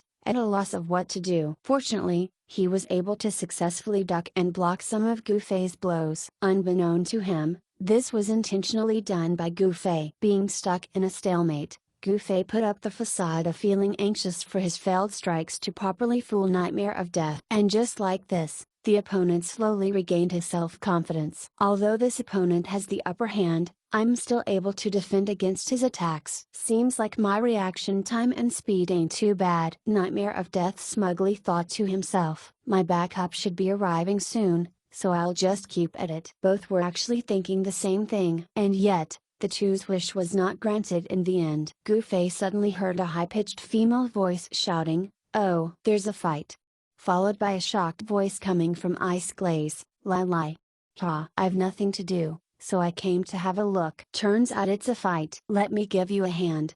Lai Lai thundered. Nightmare of Death and Gu Fei felt a chill in their hearts. Chapter 106. One after another. Lai Lai's arrival was just too timely. Never did Gu Fei expect that her level of nosiness would be this high. If he had known that asking publicly on Amethyst Rebirth's guild channel for help would result into this, he would have been more discreet in his approach. Only Lila was present at this moment, yet there was no telling if a second or third lady would come to join in on the fun as well. Gu Fei's heart chilled when he recalled the rows upon rows of messages that he had seen on the Amethyst Rebirth's Guild channel. Looking backward, he saw Lila gazing at the opponent and his direction with a yearning to fight expression on her face. It was similar to the look on the faces of those players in Y City. To think that there was also a PvP fanatic in Yunjuan City. I definitely can't let her join in, Gu Fei resolved in his mind. When he saw Lila rushing over with that exact intention written all over her face, he quickly hollered, "Don't join in. I want a one-on-one fight with him."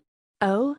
Lila immediately stopped upon hearing his request. It seemed like she was a PvP fanatic who still knew how to respect the solemnity of two people having a duel. Since she could not participate in the fight upon Gu Fei's request, Lila designated herself as a spectator instead and stood beside Ice Glaze calmly. "How long has he been fighting?"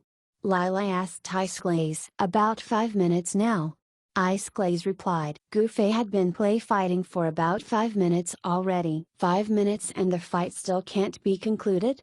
Lila was dumbfounded. The PvP in online games was unlike the martial arts experts' confrontation depicted in wuxia novels, where people could exchange 300 to 500 blows without determining a victor. In online games, a victory was often decided in just a few moves. Therefore, it was uncommon for a fight to last for 5 minutes or more. Lila felt weird about the fight's long duration, but she had gained some understanding after observing the fight a bit longer. The mage Gu Fei had chosen to engage his opponent in a melee combat, even when mages were known to not fare well in close-range fights. It even appeared that he was holding the upper hand in the fight, with how he was able to meet the opposing thief's every blade strike with his own sword strike. It could be said that his combat prowess was not bad based on the two's exchanges alone. At the very least, he had not fallen to the opponent's blade. All in all, it was quite acceptable for this scuffle to extend beyond 5 minutes since Gu Fei was matching his job class disadvantage to the opponent's job class advantage. "Why is he engaging that guy in melee?" Lila asked Ice Glaze, thinking of a fact she was not privy of that would explain the current situation. Maybe that top-grade sword of his has amazing melee features?" Ice Glaze shared her thoughts about the business at hand. Moonlit Nightfalls looked impressive no matter which angle one looked at it. After all, could he be that close combat mage? Was a question that popped into Lila's head. However, she very quickly dismissed the thought of the formidable close combat mage in Park King 27149 being Gu Fei. Why would such a great man not settle this thief in 5 minutes? What am I even thinking? To even consider Miles as my idol just because he's a mage engaging in melee is blasphemy. Plenty of mages began to imitate the close combat mage's fighting style ever since he became famous on the game forums. A mage engaging in melee no longer proved anything. So Lila rejected her correct guess and continued watching the skirmish. Gu Fei's sword control and acting skills were truly praiseworthy, as they firmly convinced foes and friends alike that his struggle in the current fight was for real. In fact, Lila, who had always prided herself as a person with some knowledge in Kung Fu, could not tell that a real Kung Fu practitioner was fighting before her eyes. She even went as far as commenting on Gu Fei's every unsatisfactory strike. Why are you slanting your sword again? Ah, your attack's blocked, can't you move a little faster? And so on. Visibly restraining herself, she stayed quiet. But only for 2 minutes. In the end, she could not hold herself back and began shouting once more, "Hey, you sure you can do this? If you ain't, let this Bixus here show you how fighting should be done." "Lila, keep it down," coaxed Ice Glaze beside her. "He's hopeless."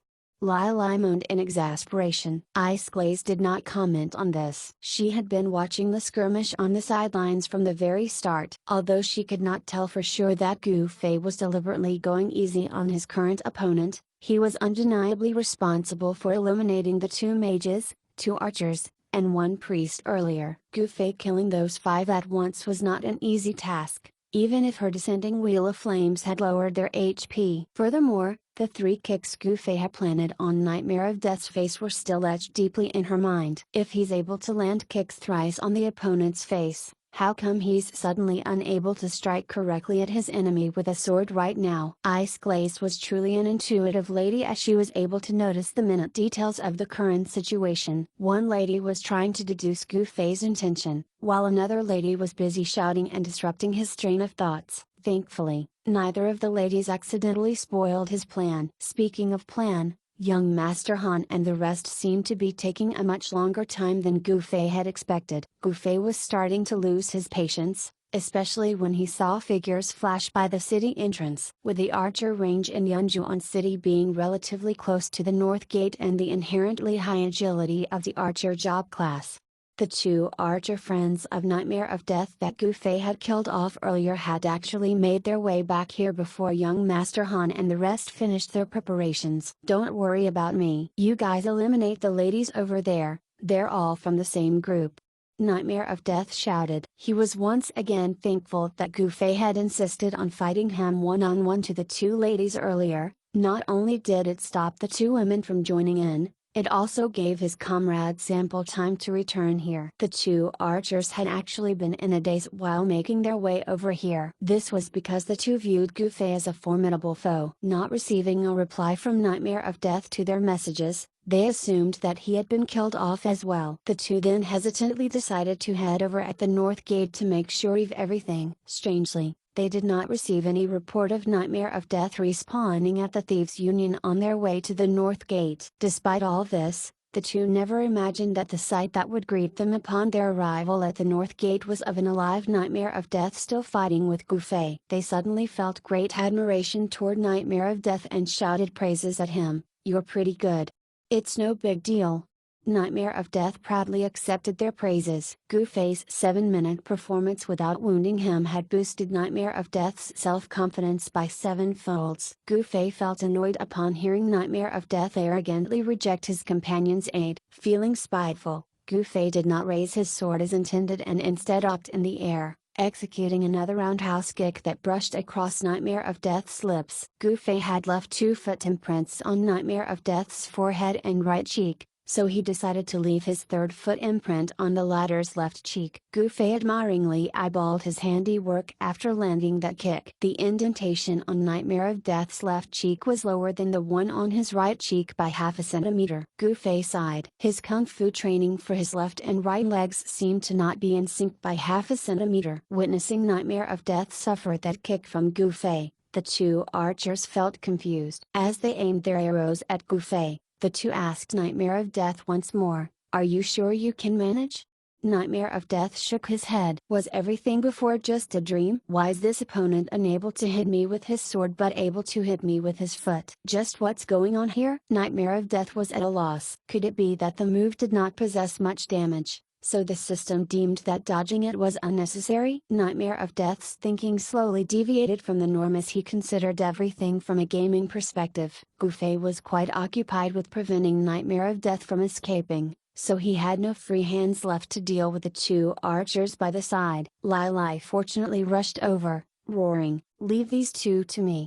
The two archers no longer bothered with Nightmare of Death and aimed their knocked arrows at Lai Lai. Instead, unfortunately the two could no longer activate Snipe, the strongest archer skill thus far, with their drop in level, so they could only unleash their next best archer skill, the level 24 double shot. The skill's attack power was not weak, but it had a slow activation time. This slow activation time was not designed by the game's system, but something related to a player's ability. Knocking 2 arrows properly on a bowstring was nationally more troublesome than knocking just 1 arrow. Without any form of practice beforehand, it was truly difficult for a player to knock 2 arrows as fast as knocking just 1 arrow. Arrows that were not properly secured and knocked would of course have trouble hitting the right targets. This was a weapon handling issue that was exclusive to archers, which required them to have superb control of their body movement as well as hand-eye coordination to handle the bow and arrow well. Unfortunately,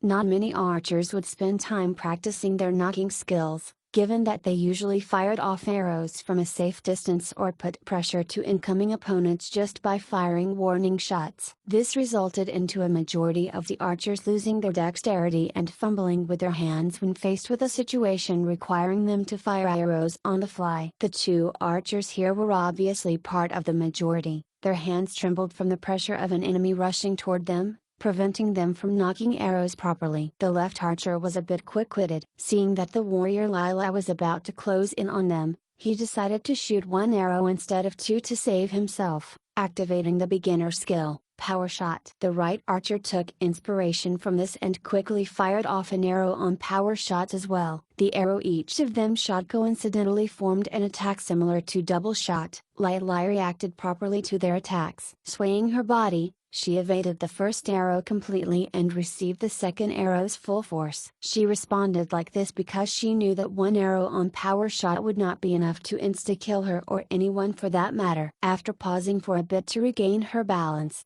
Lila bounded toward the two in large strides. The two archers' hands shook even harder when she arrived in front of them. Lila's ensuing bellow caused one archer to drop his arrow in fright and to flee, not even feeling embarrassed by his cowardly act. From a battle standpoint, as long as he kept his distance and held speed superiority in this confrontation, he would be able to run and shoot. This was a technique called kiting, something that a job class like the archer must be able to do. Nevertheless, Lila also had a lot of experience when it came to PvPing. Seeing the archer run off, she swiftly activated the level 24 fighter skill, Spurring Meteor, which boosted her speed. She sent a fist straight toward the running archer's waist and was fortunate enough to apply the dizzy effect on him. She proceeded to unhurriedly execute heavy punch, uppercut punch, and thrusting kick on him. Her target got hit by this trifecta combo and was hurtled upward. Lila extended her hands and held onto his legs,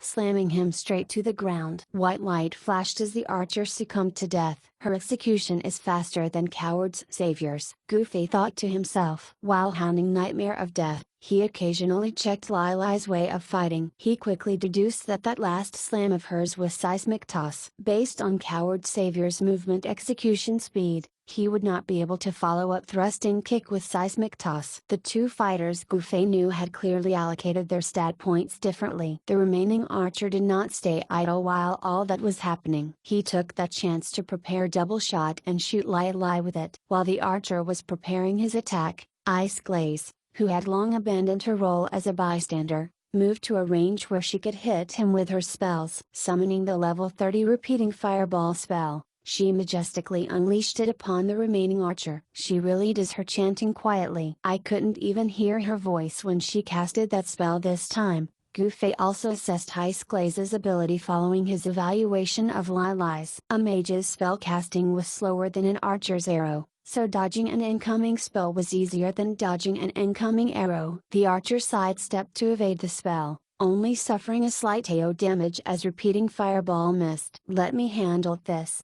Lila yelled, stopping Ice Glaze from casting another spell. Fighters were also a melee job class, so they had an advantage against archers that were weak in melee. Lila threw a punch at the archer, handily sending him back to the archer range. She then raised her arms and congratulated herself, "Winner." Lila.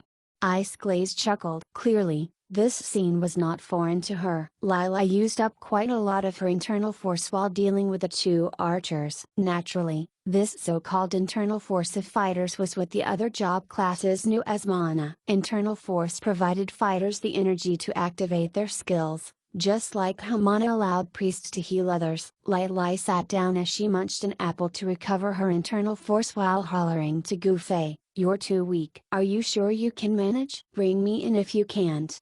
Goofy faced Lila with an envious look. "Let me would give this another shot, if not I'll swap with you." Lila happily nodded her head as she instructed Goofy, "It seems like you've learned quite a bit of martial arts. That roundhouse kick you did isn't bad." "You just," Goofy humbly said. However, Lila immediately followed this up, "Let Bixus here advise you, that sort of kick may look good, but you shan't use it in an actual fight. It has too many flaws." Goofy did not know whether to laugh or cry, but he could not refute her words either. That roundhouse kick he had just used was indeed a fancy move that contained many flaws. Ice Glaze patted Lily on the arm and said, "Recover quickly. 2 mages might be coming our way." The Mage Academy was quite far from the North Gate and most mages did not have high agility, so the 2 mage companions of Nightmare of Death would naturally take some time to reach this location, but it did not change the fact that they would be here eventually. "Is that so?" Feeling enlivened, Lily quickly ate the apple and took out a loaf of bread. "I'll be done soon." Fruit could help players recover their internal force, while other types of food could help them recover HP. Just as she finished eating, Lily spotted a head peeking out of a corner of a nearby alley. Obviously, the furtive act was done with ill intent. "They're here." Lily squealed in delight. She quickly got up and headed toward that direction. The head quickly ducked inside the alley once it saw her approaching. "Lily, don't be so impulsive." Ice Glaze anxiously called after her as she too hurried over. Lily stopped as she waited for Ice Glaze to catch up. The two arrived at the alley and looked around it. Unfortunately, they did not find the person who owned that head. "He ran off," Lily said ruefully. Unbeknown to the 2 ladies, the same person had circled around them with its bow drawn and arrow trained at their heads. It was an archer. Lily and Ice Glaze were clueless to this fact. Gouffé, at that moment, noticed the unusual expression on Nightmare of Death's face as he looked at the lady's direction. Gouffé looked at the lady's direction as well. Upon seeing what was happening, he hurriedly shouted, "Don't shoot! They're allies!" "Ah!"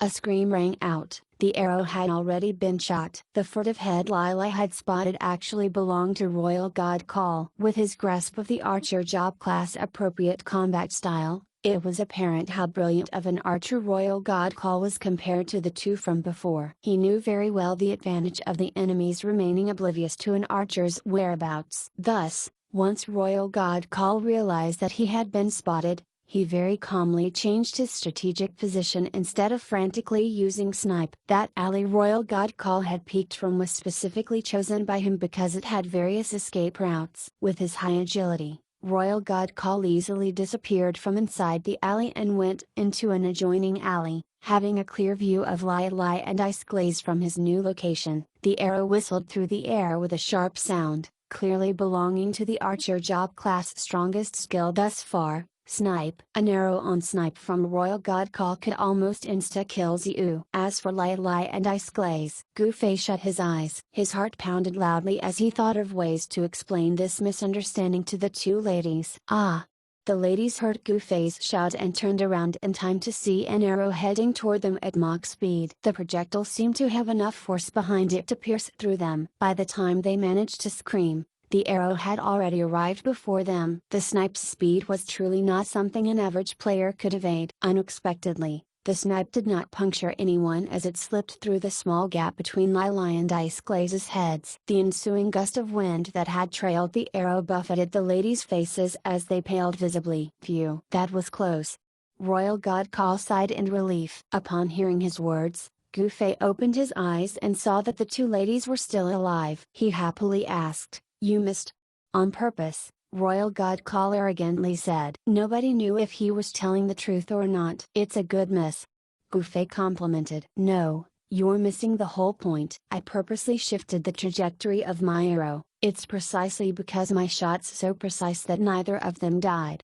Royal God Call yelled. The illogical statement left Gouffé momentarily speechless. At this moment, Royal God Call's heart was trembling. Yet another 2 ladies. "Is Miles really that talented at picking up women? Looks like I need to test out that method he's shown me." "Why are you here?" Gouffé asked as he recalled that his fellow mercenaries should be setting up an ambush by the Thieves' Union. What was Royal God Call doing here by the North Gate, then? "I'm just passing by."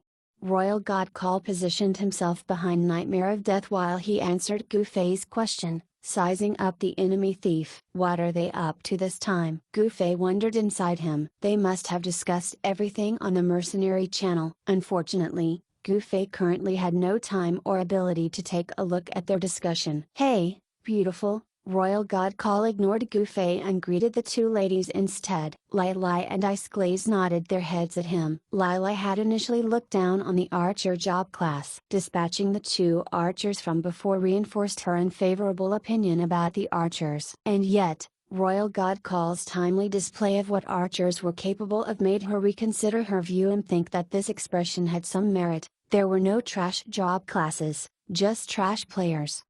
The three stood by the side as they watched Gufei continue his performance. "Are you his friend?" Lai Lai asked Royal God Call. Royal God Call nodded his head. "He's hopeless, yet he's not letting us help him," Lai Lai lamented. Royal God Call nodded his head once more. "We need to give these young ones a chance to train themselves. Otherwise, he'd never be able to accomplish anything. I'd settle that clown in 2 or 3 moves if I were to take Miles' place, but that'd be pointless. You shitty brat." Gufei cursed in his mind upon hearing his words. Royal God Call was obviously using this opportunity to exact revenge on Gufei for disdaining him due to his young age. "What is he practicing?" Ice Glaze curiously asked. She could somewhat feel that Gufei was experimenting with Nightmare of Death. He's practicing his swordsmanship," Royal God Call casually replied. In his eyes, Gufei's sword wielding was nothing short of crude. Lai Lai immediately laughed uproariously. "Swordsmanship? What sort of swordsmanship is that?" Gufei felt upset when he heard them ridicule his kung fu due to his performance right now. "Who'd imagine that this scrappy style is something I've made up? Average people truly can't fathom the brilliance of my style. Even if I explain the sophistry behind my action, I doubt they'll comprehend it. I'll just tolerate their jeering." Royal God Call did not stop there. Wearing a mischievous expression, he seriously said to the two ladies, "I'm gonna tell you a secret. Miles knows kung fu." Lai Lai once more burst into peals of laughter. Even Ice Glaze could not help herself but titter. Royal God Call once more adopted a serious tone. "Honestly. MHM, we believe you," Lai Lai chortled as she applauded. "Yes, what an amazing swordsmanship. Ha ha ha ha ha." She continued to laugh uncontrollably. "Hee hee." Royal God Call smiled darkly. "My plot succeeded." Miles must seem like a huge buffoon in these ladies' eyes now, right? "Let's see if Miles will dare to despise me again just because he's older." Gufei naturally felt miserable upon being ridiculed by the three. He had the sudden urge to strike Nightmare of Death on the mouth once more. But seeing that the latter was already sporting 3 separate imprints on his face and there was no room for another indentation, he decided not to do so. As he was thinking of Royal God Call's purpose for coming over, Gufei suddenly had an epiphany. Gufei's fellow mercenaries must have realized his inability to check his messages due to him stalling for time by waylaying Nightmare of Death here. That would leave him clueless regarding their preparations. Without any way to inform Gufei, they had sent their fastest member, Royal God Call, over here to signal him. Such an arrangement showed the care they had in their planning. Young Master Han doesn't just have an effeminate face, he's quite meticulous as well, Gufei thought to himself. If it were Gufei who was doing the planning, he would likely not give every aspect of it as much thought. Just as he was thinking of this, Gufei suddenly heard a thunderous voice boomed from behind him. "Royal, you got here pretty fast. Isn't that War Without Wounds' voice?" Gufei hurriedly looked behind him. War Without Wounds was not alone, he was accompanied by Brother Assist. The two were currently marching toward him. Gufei was becoming more and more confused as time ticked by. Just what's going on? Without him figuring things out, another voice traveled over. "Everyone is here." "I'm the slowest?"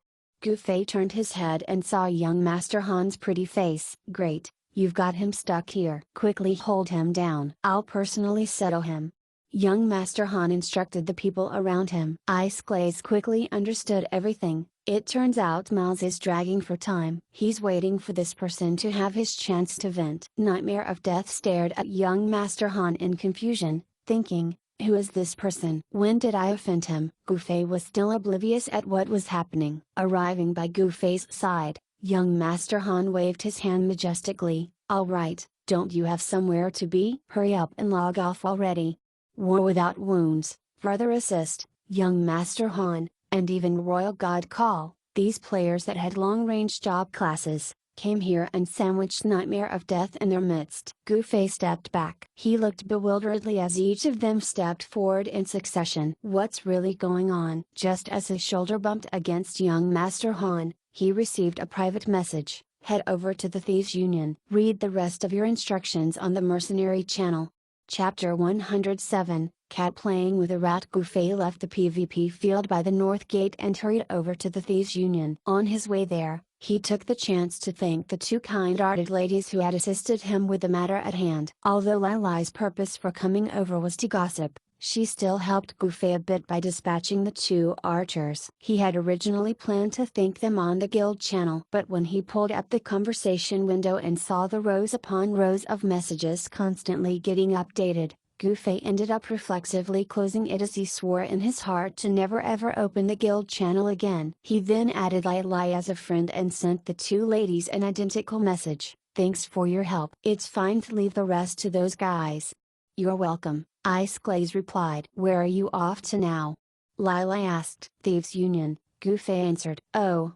Lai Lai seemed to have understood why he was heading there and only uttered this. Gu Fei switched over to the Mercenary channel. He then started reading the chat logs from the others and finally understood the situation. They arranged for him to head over at the Thieves Union because Nightmare of Death was a thief. Since the enemy thief was used to stealing equipment from other players, he should be very familiar with squatting in the spawn point. If he took precautions against setups at the Thieves Union, he would definitely make his way out of the place using stealth. Although the other members of Young Master's elite mercenary group did not know how he did it, Gu Fei could detect a player even when on stealth. Thus, they delegated the task of ambushing Nightmare of Death at the spawn point to him. "They truly don't get it," Gu Fei grimaced. While killing intent was the fancy term used to describe how he detected a player on stealth, it was actually more like Gu Fei sensing it when a person focused his or her gaze on him. The logic behind this method of perception lay in the collision of auras between people. Since martial artists like Gu Fei had been training their chi for years,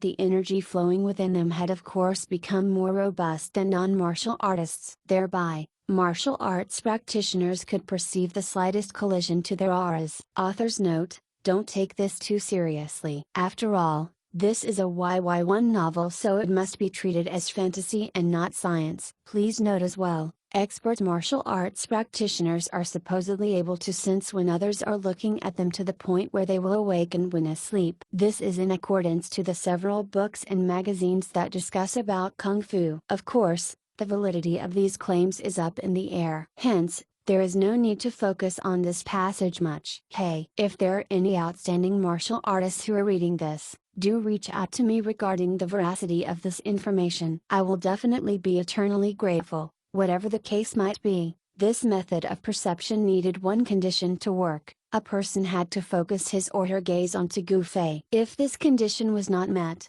no amount of aura would allow him to detect a player on stealth. Young Master Han and the rest of course did not know about all this. Completely assuming that Gu Fei had a sort of high detection skill, they left the task of ambushing Nightmare of Death over at the spawn point for thieves to him. The pressure they had put him on was just too great. Too much pressure on oneself could easily lead to hormonal imbalances that would cause an individual's body aura to go awry. This could also lead to a person having difficulty in sensing another's focused gaze on him or her.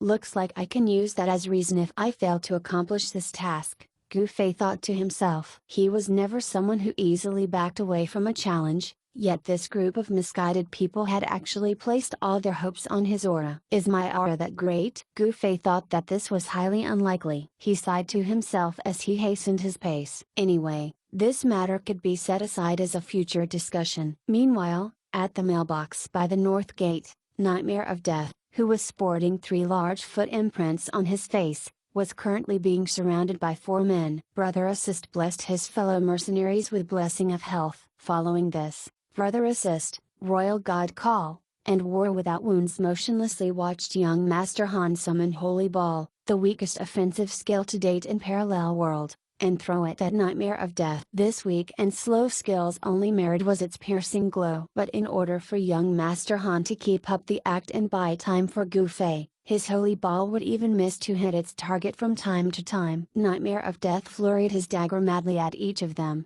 looking for a gap to escape. Unfortunately for him, the four coordinated with one another well and maintained the tight encirclement. With young Master Han's heel perfectly landing on each when the need arose, Nightmare of Death's efforts were for naught. In this situation, the four seemed like cats playing with a rat. How cruel a sight it was! The ever-curious Lila and Iceglaze stayed in the location to see what would happen next. However, the scene currently unfolding before their eyes was something even their gossiping nature could not bear to watch. Holding each other's hands for support, they left the place in a hurry. "Where are you off to next?" Iceglaze asked Lila once they reached the end of the street. "I'm off to find Miles." Lila answered. "What for?" Iceglaze asked, puzzled. "My intuition is telling me that I can engage in a lot of PvPs if I follow him," Lila explained. "You PvP fanatic."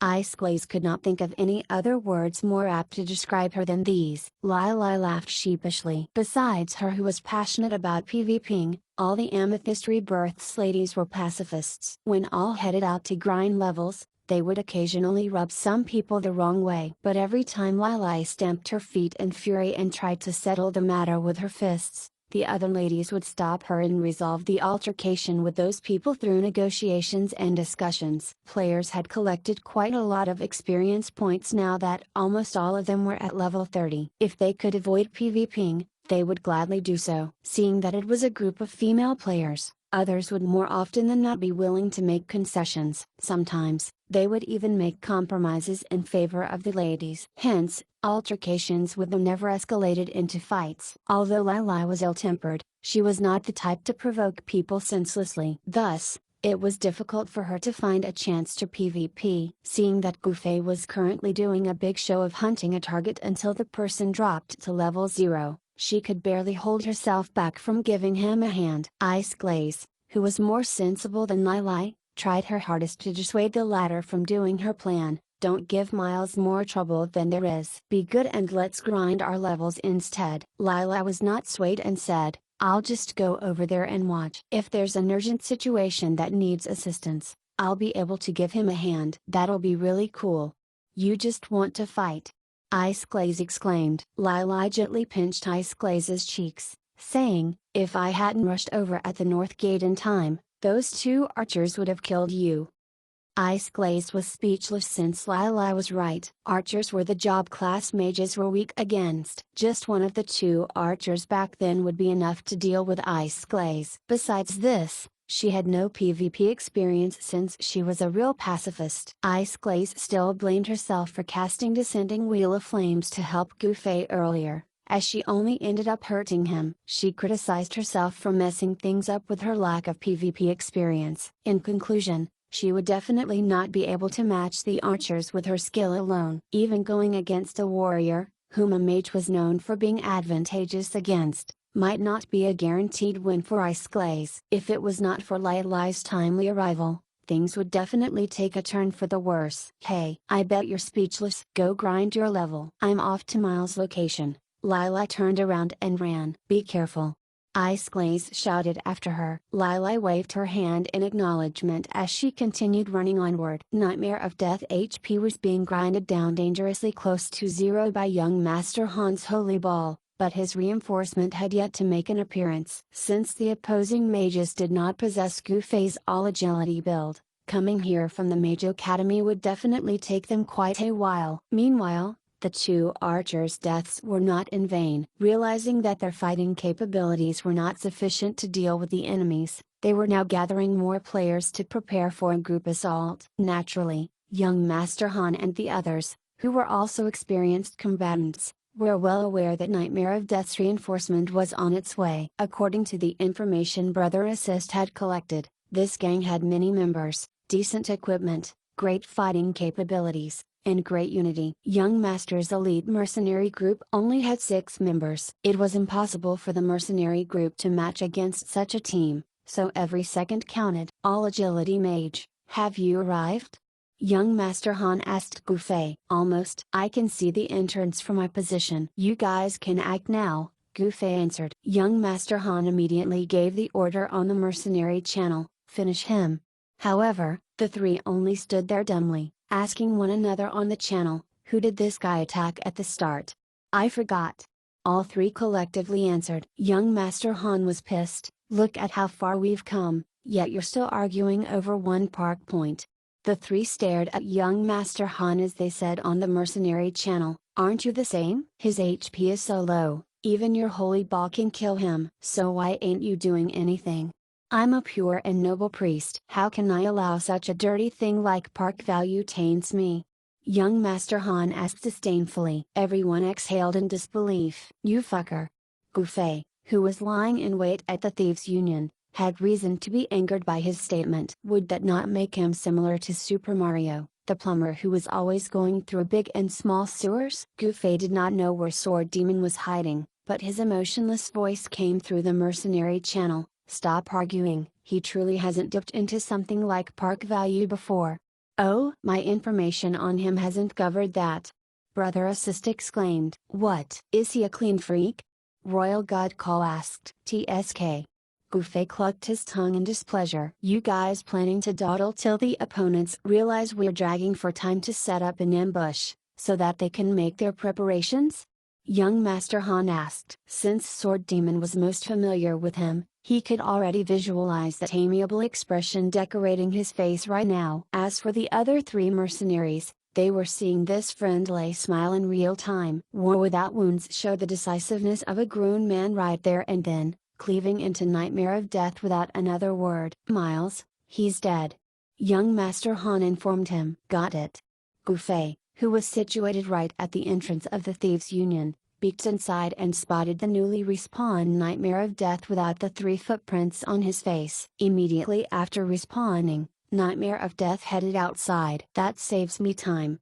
Gu Fei delightedly remarked. It seemed that Nightmare of Death did not intend to activate his stealth. He retracted his body back and watched Nightmare of Death rush toward the Thieves' Union's entrance. Just as the thief passed through the entrance, Gu Fei jumped out of his hiding place and shouted, Hello.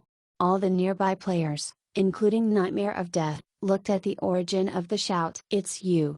Nightmare of Death said, stunned. He finally figured out what was happening. Nightmare of Death was quite familiar with such a ploy of camping at a spawn point. It was just that Gu Fei's superb sword skill and young Master Han's convincing act had thoroughly fooled him a short while ago. In fact, Gu Fei's superb sword skill still affected Nightmare of Death, causing him to not be afraid of confronting Gu Fei. He's just someone who can kick me but can't cause damage on me, someone who holds a weapon yet can't kill me. Nightmare of Death thoroughly believed this. With all that in his mind, he calmly watched Gu Fei rush toward him and stab his sword forward. Nightmare of Death happily wielded his dagger to parry Gu Fei's attack. Chapter 108 Camping Battle. Gu Fei's sword brushed past Nightmare of Death's dagger and zeroed in on the latter's body. Gu Fei followed up his sword strike with a twin incineration spell, ending Nightmare of Death's life right there and then. When Nightmare of Death revived at the spawn point, he still had that calm expression on his face. Obviously, he had yet to process what had just transpired. He was crossing blades with Gu Fei, and then he was teleported a few meters inside the spawn point. How miraculous! He thought to himself. But upon seeing that he was now at level 26, Nightmare of Death realized what had truly happened. That was right. He lost 4 levels. This meant that he had died twice. When their gang looted Sword Demon earlier, Nightmare of Death accrued 1 park point. This 1 park point would result into him losing 2 levels every time he died. Since he died twice, he dropped 4 levels as a corollary. His expression quickly transitioned from calm confidence to pure anger. It was quite a sight to behold. Gu Fei, who was standing outside the spawn point, motionlessly admired his handiwork. Nightmare of Death would surely enter stealth mode when he came out next. Gu Fei purposely blocked the entrance so that Nightmare of Death would have no choice but to focus his gaze onto him, allowing Gu Fei to detect his aura and see through his stealth. The only downside in this plan was if Nightmare of Death calmly ignored him. If that was to happen, Gu Fei would have no way of detecting him. Nightmare of Death was indeed calm. He indeed calmly stood at the spawn point without leaving. Honestly speaking, Nightmare of Death did not need to exit the Thieves' Union right now, as he could just wait for his backup to arrive while inside the safe zone. Despite losing 4 levels after dying twice, he did not lose his clear-headedness. Gu Fei felt annoyed and quickly sent a message to his mercenary mates. I killed him once. Now, he's not exiting the spawn point.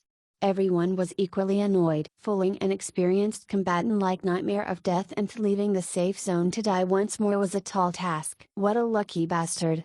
Everyone could only remark. Nightmare of Death not dropping an item after dying twice versus Sword Demon dropping Frost Memories after dying once could only be described as Nightmare of Death being extremely lucky. Meanwhile, Gufei was feeling quite disappointed that Nightmare of Death did not take out Frost Memories to use. Had the latter done so, he would have used bare-handed techniques like Kongshu Rubei Ren 1 to disarm him and potentially retrieve the said weapon. It was clear that retrieving Frost Memories from this guy would be a colossal undertaking. Gufei and Nightmare of Death, who were separated by the boundary of the safe zone, glared at each other. Come out if you've the guts. Gufei goaded. This was a cliché line used in online games to provoke others into a fight. Hunting a person was significantly harder in game than in reality. After all, killing someone once in reality would end everything. In contrast, killing someone in game would not end everything. This was because players practically had limitless lives in MMOs, hunting after someone day after day. Unless a deep grudge existed between the players, nobody would actually go through such a never-ending hunt. In most cases, players would gather their friends to a certain location and have a huge showdown with their adversaries. The cliché phrase, "come out if you've the guts," would be uttered by one side to incite another side into starting the brawl. Unintentionally, Gufei used such a cliché line right now. He should not be blamed for saying such an overused phrase, though. After all, he had yet to experience such clashes in game. Nightmare of Death of course would not make things easy for Gufei. At the moment, he was rumbling darkly while mocking Gufei's idiocy internally. Would it not be akin to Gufei welcoming his death if he continued to block off the entrance alone? Nightmare of Death sincerely hoped that his buddies would arrive soon and pulverize the man. I lost 4 levels,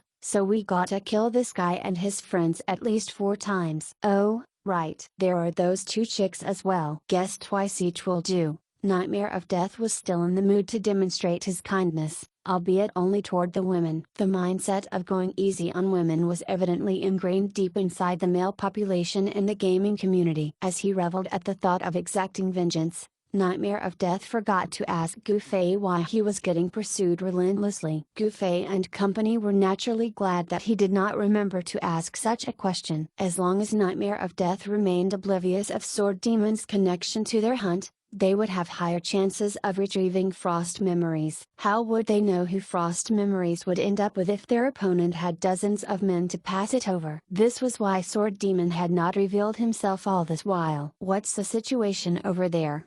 Young Master Han asked. We're in a stalemate, Gufei replied. Why aren't you leaving, then? His backup is coming, further assist informed him. If his backup is few, I'll just kill them all. If there are many, I'll enter the safe zone. There's no problem either way, Gufei said. How bold. The few experts were impressed. Miles, what's your park value? Sword Demon asked worriedly. He was the most touched by Gufei's efforts. Everything Gufei did thus far was for his sake, after all. 6 park points. Oh, wait. It's 7 park points now. Gufei was in tears. TSK. TSK. All clucked their tongues. We're on our way now. We'll hide in the shadows and assist you when you need it the most, young Master Han reassured him. No need. It's better if you guys guard the mailbox. He may go to a mailbox to send Frost Memories out in the event that I'm forced to stay inside the spawn point if an overwhelming force arrives here. Gufei rejected. That makes sense, young Master Han said. He then went ahead and arranged the rest in position. Come out you, runt. Come out. Gufei continued his taunting. Nightmare of Death pretended to not register Gufei in his eyes. Occasional passers-by would stop to watch what was happening while inquiring about the matter to nearby players. This put pressure onto Nightmare of Death, as the current situation made him seem like a coward. His opponent was just one man, yet Nightmare of Death was fearfully staying inside the safe zone. That was just far too cowardly. Thus, players would throw him a disdainful look first before leaving the Thieves' Union. The scornful gazes of others made Nightmare of Death anxious. Fortunately for him, the current circumstance would not last for long. His buddies just sent him a message saying that they were about to arrive at the Thieves' Union. You're a loser. Good for nothing. Despicable. I'm not gonna fight with you anymore. Bye. Gufei flung a few more insults at him before turning around to leave. Nightmare of Death felt flustered. It was as if he was in a Yi novel. After experiencing a turbulent growth period, he was about to become a peak existence that disregards all before him when the novel went on hiatus. How depressing would that be? With that thought in mind, Nightmare of Death rushed out of the safe zone and roared, "Stay if you've the guts."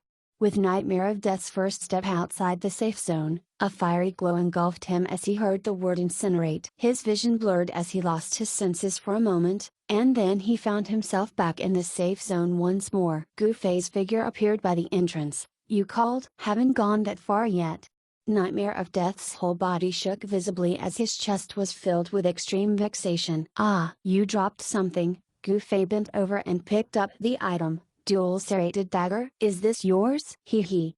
Gufei briefly glanced at it before tossing it away with a swing of his hand. Gufei had two reasons for doing this. First, he wanted to infuriate Nightmare of Death further. Second, Gufei wanted Nightmare of Death to think their mercenary group was not interested in anything he owned. The surrounding spectators hummed in envy when they heard the three words dual serrated dagger. It currently dealt the highest damage among all the known daggers. As the best dagger right now, even a white deer of it could be sold for dozens of gold coins. However, the crowd was more shocked when Gufei casually tossed it aside as if the dagger was trash. Several players nearby disregarded their image as they pounced on the thrown dagger like a pack of hungry wolves. One among them succeeded in snatching dual serrated dagger for himself. Checking its description window, he jovially exclaimed, "It has bleed status effect."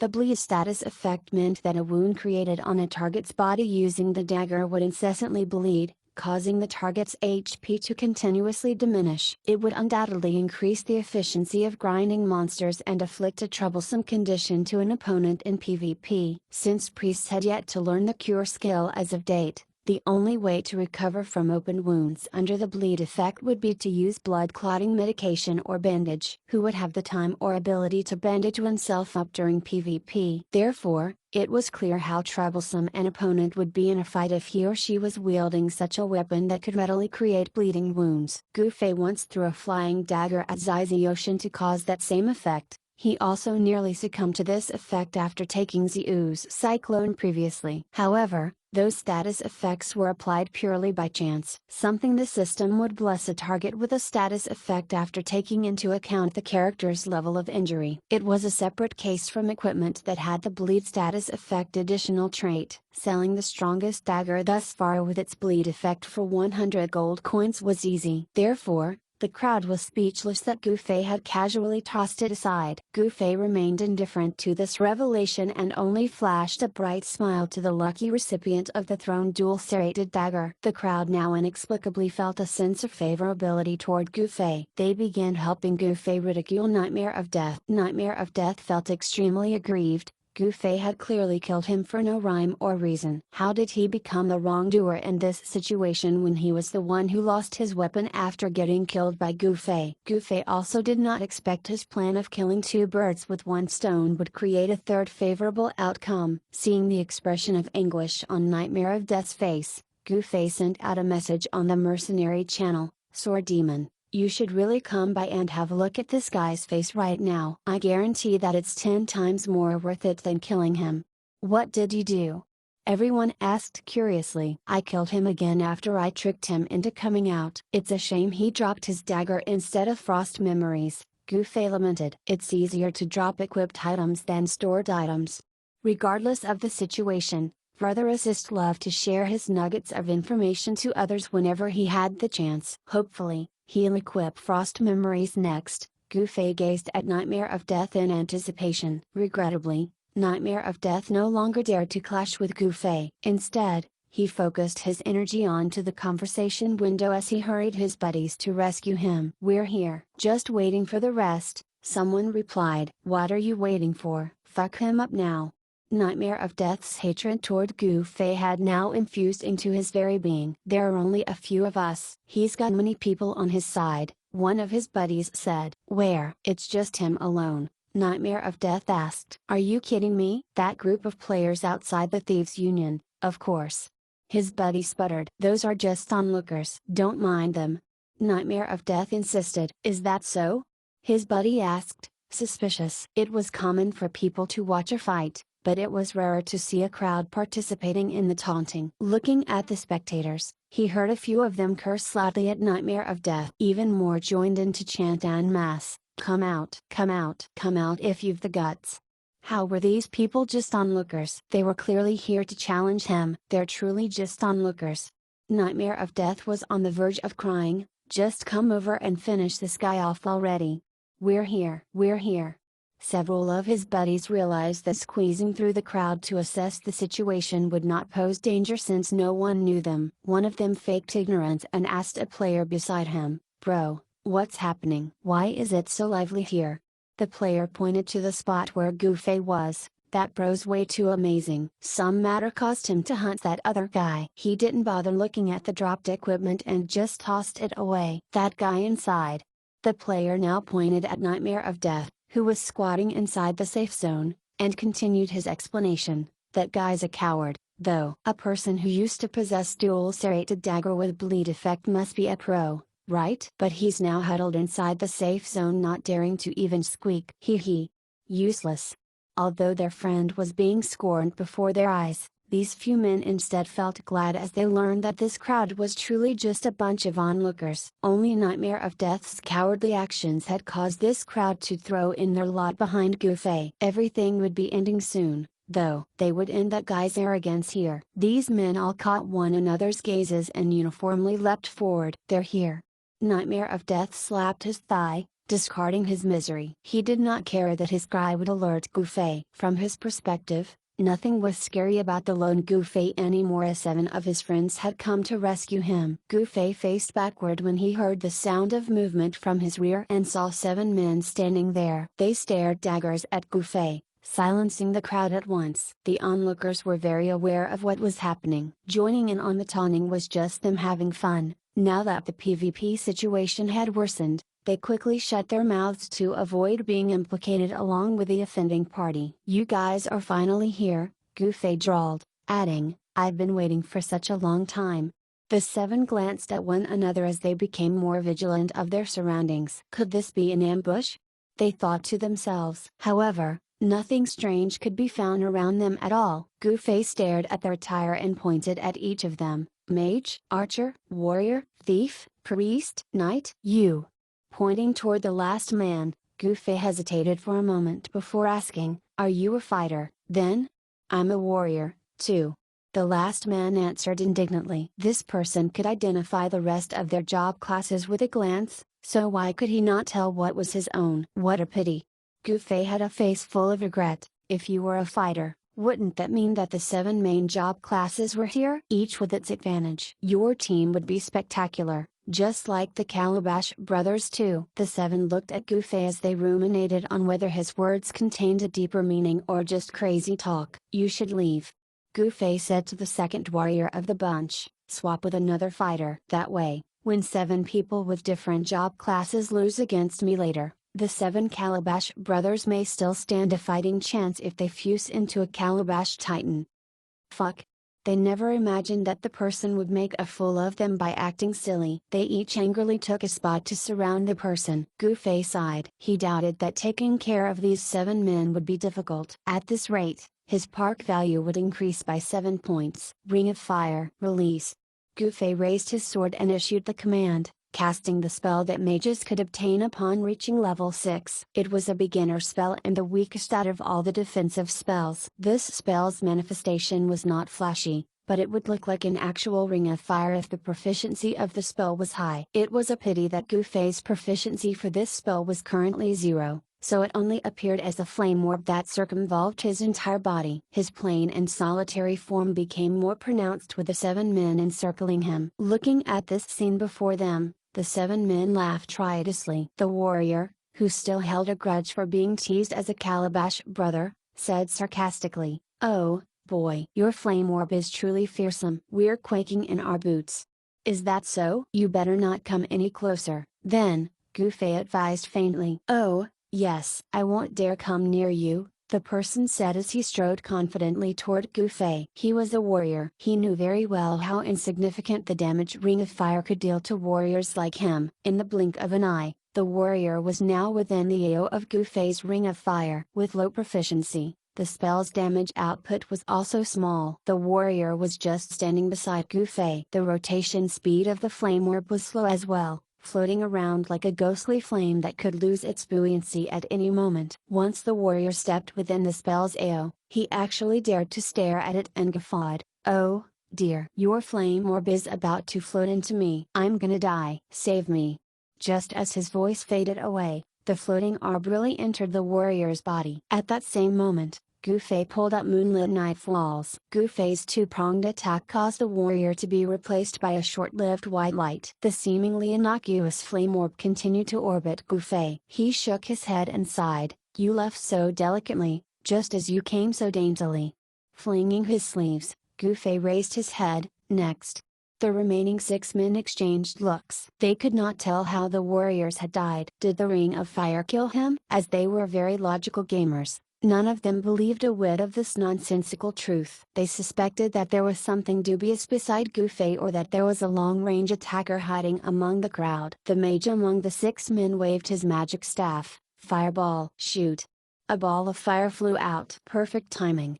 Gufei shouted. Placing the sword by his face, he cleaved the incoming fireball. He had long wanted to try this out. The fireball spell's tracking ability was quite inconvenient to dodge every time. Gufei recalled how Ziyu had previously dissipated that attack with the hack of her axe. He felt that such a method would be quite effective when it came to dealing with fireball. Following the flick of his sword, the ball of fire exploded midair. Gufei felt heat spreading out from the ball of fire's explosion. He took a look at his HP bar and saw that a bit of it had been chipped off. It seemed like the ball of fire he had cleaved contained a bit of AO damage. But since it was just a bit, it was not a hindrance to him. "Don't be fooled by that guy." Quickly gang up on him to finish him off.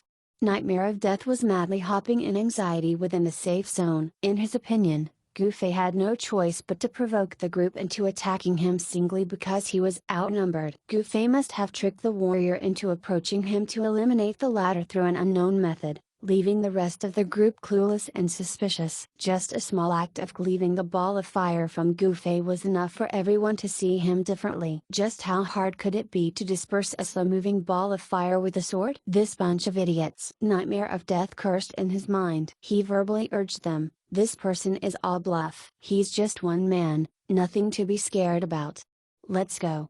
The 6 men growled through clenched teeth as they pounced on Gufei from all sides. The still undefeated Gufei flourished Moonlit Nightfalls to create a sword cordon just like when he was being surrounded by the past deeds members before. Now that he knew the usefulness of employing spells, Gufei began to coordinate Twin Incineration with his Kung Fu. With that, Gufei's weak damage output had been fixed unintentionally. While this was not the solution he had hoped for, the fact that he was now a lot stronger remained. The 6 men's encirclement did not even enter Gufei's eyes. With a few quick flashes of his sword and the rotating flame orb's damage output, the rushing warrior, knight, and thief screamed in terror. "What is this?" the warrior yelled as he saw his HP suddenly get halved. He was different from the warrior that had died before. He had an endurance build, so he had an abundant HP. Thus, the significant damage he had just received left him frightened. "Quickly heal me."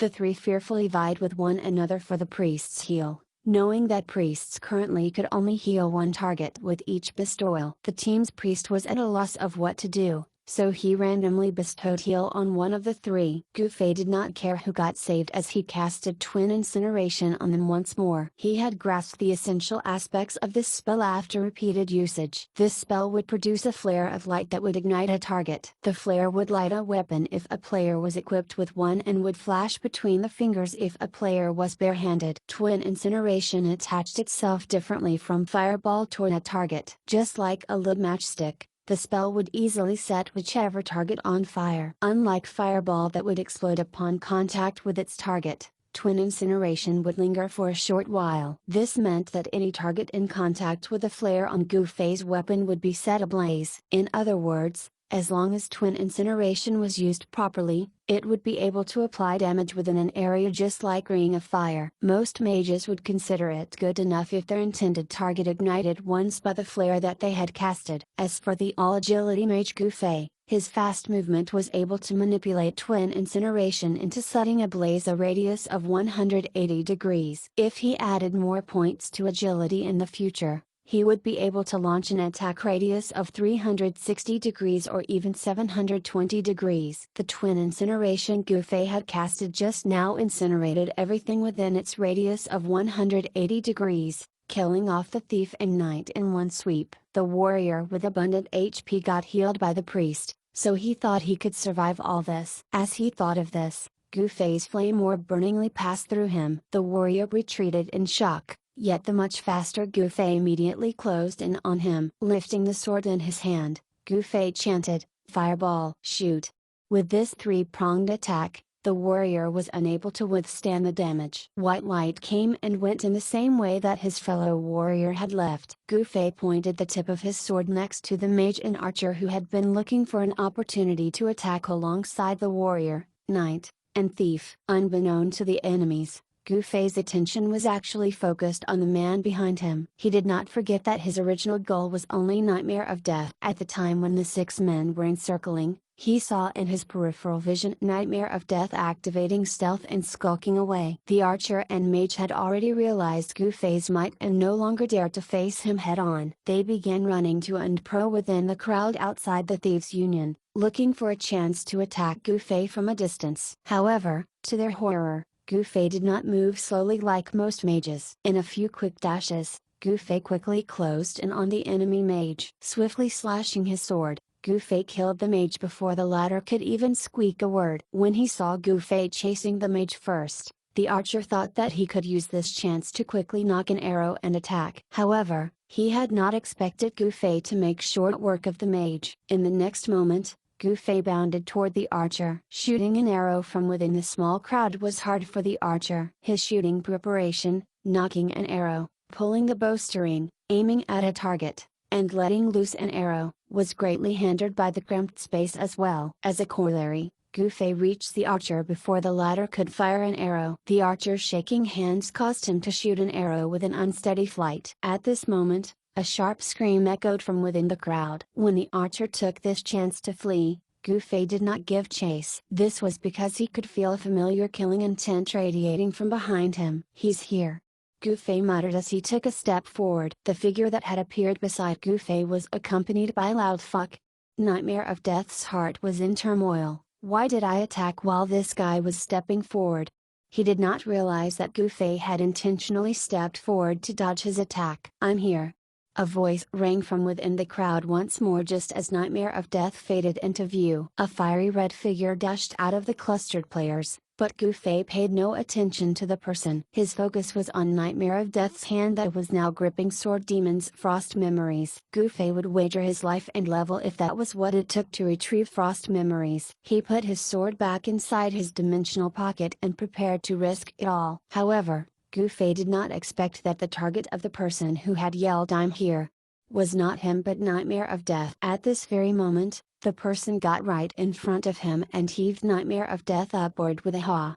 Gufei failed to extend his arm fast enough to stop the person. He could only watch as the person tossed Nightmare of Death out of the crowd along with the dagger, Frost Memories. The person, Lai, then gladly said to Gufei, "Thank goodness I arrived in time to save your neck.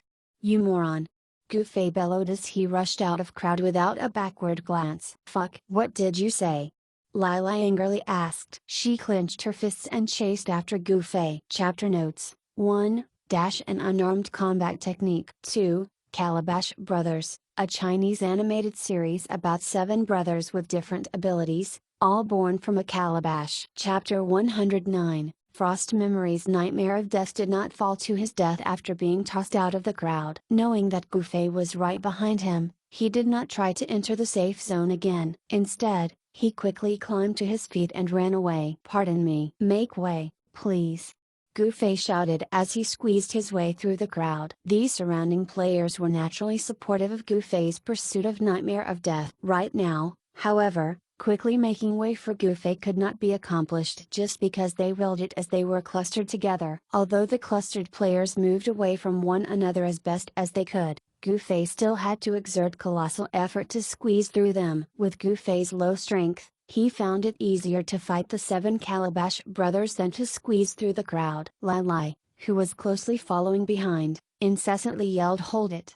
at him. Gufei was super mad at her right now, and he struggled so much to stop himself from stabbing her with his sword. She might have seemed to be lending a helping hand out of the kindness of her heart, but Gufei knew that she had tossed Nightmare of Death away hugely because she wanted to show off. It was truly hard to find her likable. By the time Gufei got out of the crowd, Nightmare of Death had already distanced himself from Gufei by over 500 meters. It was a distance that even the repeating fireball spell could not reach. Without a way to kill Nightmare of Death at such a distance, Gufei could only run after him. Thieves had inherent advantage when it came to agility. Hence, the now level 24 thief Nightmare of Death benefited more from agility than the level 31 mage Gufei. Furthermore, the additional 25 points to agility from equipping Frost Memories and the 14% boost to movement speed from wearing Shadow Boots allowed Nightmare of Death to run at a decent pace. Fortunately, Parallel World's calculation of the data for movement speed of each character was very precise. After chasing for a while,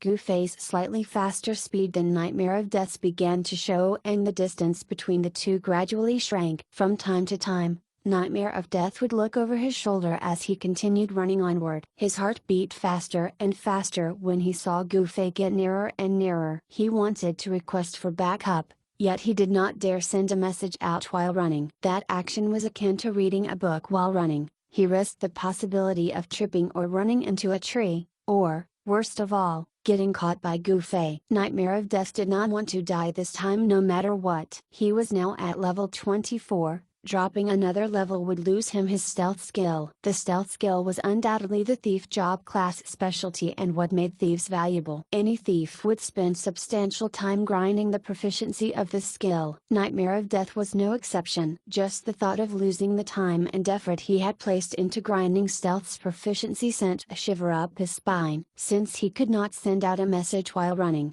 Nightmare of Death could only employ the most primitive method of asking for help. "Save me. I'm over here." He hoped that a nearby comrade would hear his cry for help, but what he got instead was the surrounding players' disdainful look. While PvPs were always occurring in online games, a PvP crying for help was a seldom seen cowardly act. In the blink of an eye, the two participants of the high-speed chase were about to reach a junction at the end of the street. The sight of the junction was evidently not favorable to Gufei. This was because it would be a lot harder to chase after Nightmare of Death if he took it turning, changed into a disguise, and mixed into the crowd. It just so happened that the streets around this area had a lot of pedestrians as well. Everything seemed to be going in favor of Nightmare of Death. As Gufei had predicted, Nightmare of Death, who was running ahead of him, really took the turning without a second thought when he reached the junction. By the time Gufei took the turning as well, not a shadow of Nightmare of Death's running figure could be seen. Who could tell which among these pedestrians Nightmare of Death was? Gufei carefully walked down the lane, looking at every player left and right, yet he could still not find a trace of Nightmare of Death. Gufei helplessly sent a message on the mercenary channel, "Sorry, I think he escaped." "How?" "I got careless and he managed to bolt out of the safe zone," Gufei reported, regretful. "It's alright. We know what he looks like now, we've still got opportunities in the future. Frost Memories can't be retrieved at this rate." "We were so close, too." Gufei was extremely disappointed. He knew that the chances of Frost Memories dropping were not high, but an opportunity had presented itself a short while ago. He was so close to actually snatching it back, but hey! As he was mulling over this matter, he heard someone by his side call him. Gufei turned around and saw that it was Lai Lai. He immediately closed the distance between them and grabbed her collar. "Why are you still following me? What are you doing? Let me go." Lai Lai was not so easily unnerved by Gufei's action given her combative personality. Some pedestrians stopped to watch the scene unfolding. Gufei recalled that Lai Lai was a lady. Thinking that his action was a little uncalled for, he let go of her and fumed. "Stop following me. What's the matter with you?" "I'm just trying to help you." Lai Lai said confrontationally. You gave him the chance to escape when you tossed him out. Gu Fei bellowed, equally confrontational as his patience finally snapped. If I hadn't tossed him out, he would have plunged his dagger into you. With you as a weak mage, he'd definitely insta-kill you. Lai Lai confidently voiced out her assessment. Are you blind? Didn't you see that I already evaded his strike? Gu Fei asked. Stop bluffing. Lai Lai refuted, not believing him. The average player truly had no way of realizing that Gu Fei had dodged Nightmare of Death's backstab previously. Besides Gu Fei and Nightmare of Death himself, no one among the people present at the Thieves' Union could tell that backstab had already been fully executed. Those around, including Lai Lai, thought that backstab was still in the process of being executed. Thus, Lai Lai fully believed that had she not timely intervened, Gu Fei would have been stabbed with the dagger. Gu Fei did not know how to explain it, and he was too lazy to find a way to do so anyway. He simply coldly repeated, just stop following me. You're so unreasonable. Lai Lai cried in frustration. If I'm really unreasonable, you'll find yourself dead, Gu Fei coldly retorted. Alright, then, fight me. Lai Lai initiated an attack, hurtling her fist toward him. Gu Fei parried her fist using his open hand. With that punch deflected, his leg apathetically hooked hers and dragged it toward him, sending Lai Lai sprawling to the ground on her back. A cloud of dust scattered about. Not everyone will let you do as you please just because you're a woman, Gu Fei said icily. Stop hindering me from now on. With that, he turned around and left. Lai Lai finally got scared. She dazedly lifted her upper body off the ground and arranged herself into a sitting position. Gu Fei had tripped her backward with ease. Lai Lai was sure that he had done so without using a skill or spell in the game. She had studied a bit of Kung Fu, so she understood something from this exchange. Miles knows Kung Fu. He was also much stronger than her by who knew how many folds. He really was someone who knew Kung Fu. Gu Fei scoured the entire lane after abandoning Lai Lai, but he saw no signs of Nightmare of Death. He could only heave a deep sigh and send a message to the rest of the mercenary group. I couldn't find him anymore. Which mailboxes are you guys camping? I'll go keep watch on 1, 2. West Gate is unguarded. Go there. Okay. Gu Fei acknowledged, closing the mercenary channel. He raised his head to get his bearings and spotted a lady beckoning him with her hands, an enigmatic smile on her face. The lady was Zizioshin. I'm in a rush, talk later. Gu Fei waved his hand in greeting. He then lowered his head and prepared to be on his way. Don't be so hasty. Zizioshin ran up and blocked Gu Fei. I'm really in a rush. Gu Fei insisted. Zizioshin smiled, pointing at the still-seated Lai Lai on the ground. You went overboard there. Gu Fei glanced back. You may wanna take that back. Or else, I don't know how you'll be able to describe me if I twist her head off. Is the matter that serious between you two? I'll tell you about it when I'm free. I'm really busy right now. Gu Fei got around Zizioshin and quickly ran off. Zizioshin did not let him off. She turned around and caught up with him shortly. What? Gu Fei asked. You run yours, and I'll run mine. Why do you care? Zizioshin retorted. You're quite fast, Gu Fei commented. Not many were an extremist like Gu Fei who had invested all points into agility. Even some thieves and archers would not be as fast as him. I went with a full agility build. Plus, I've the job class advantage, Zizioshin explained. Oh, what's your job class?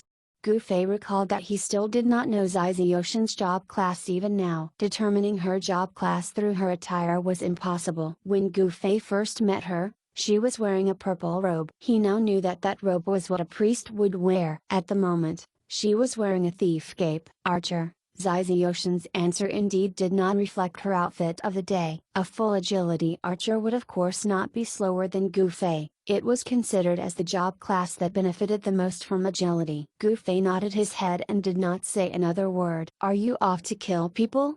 11 Zioshin tried to engage him in small talk. Hopefully.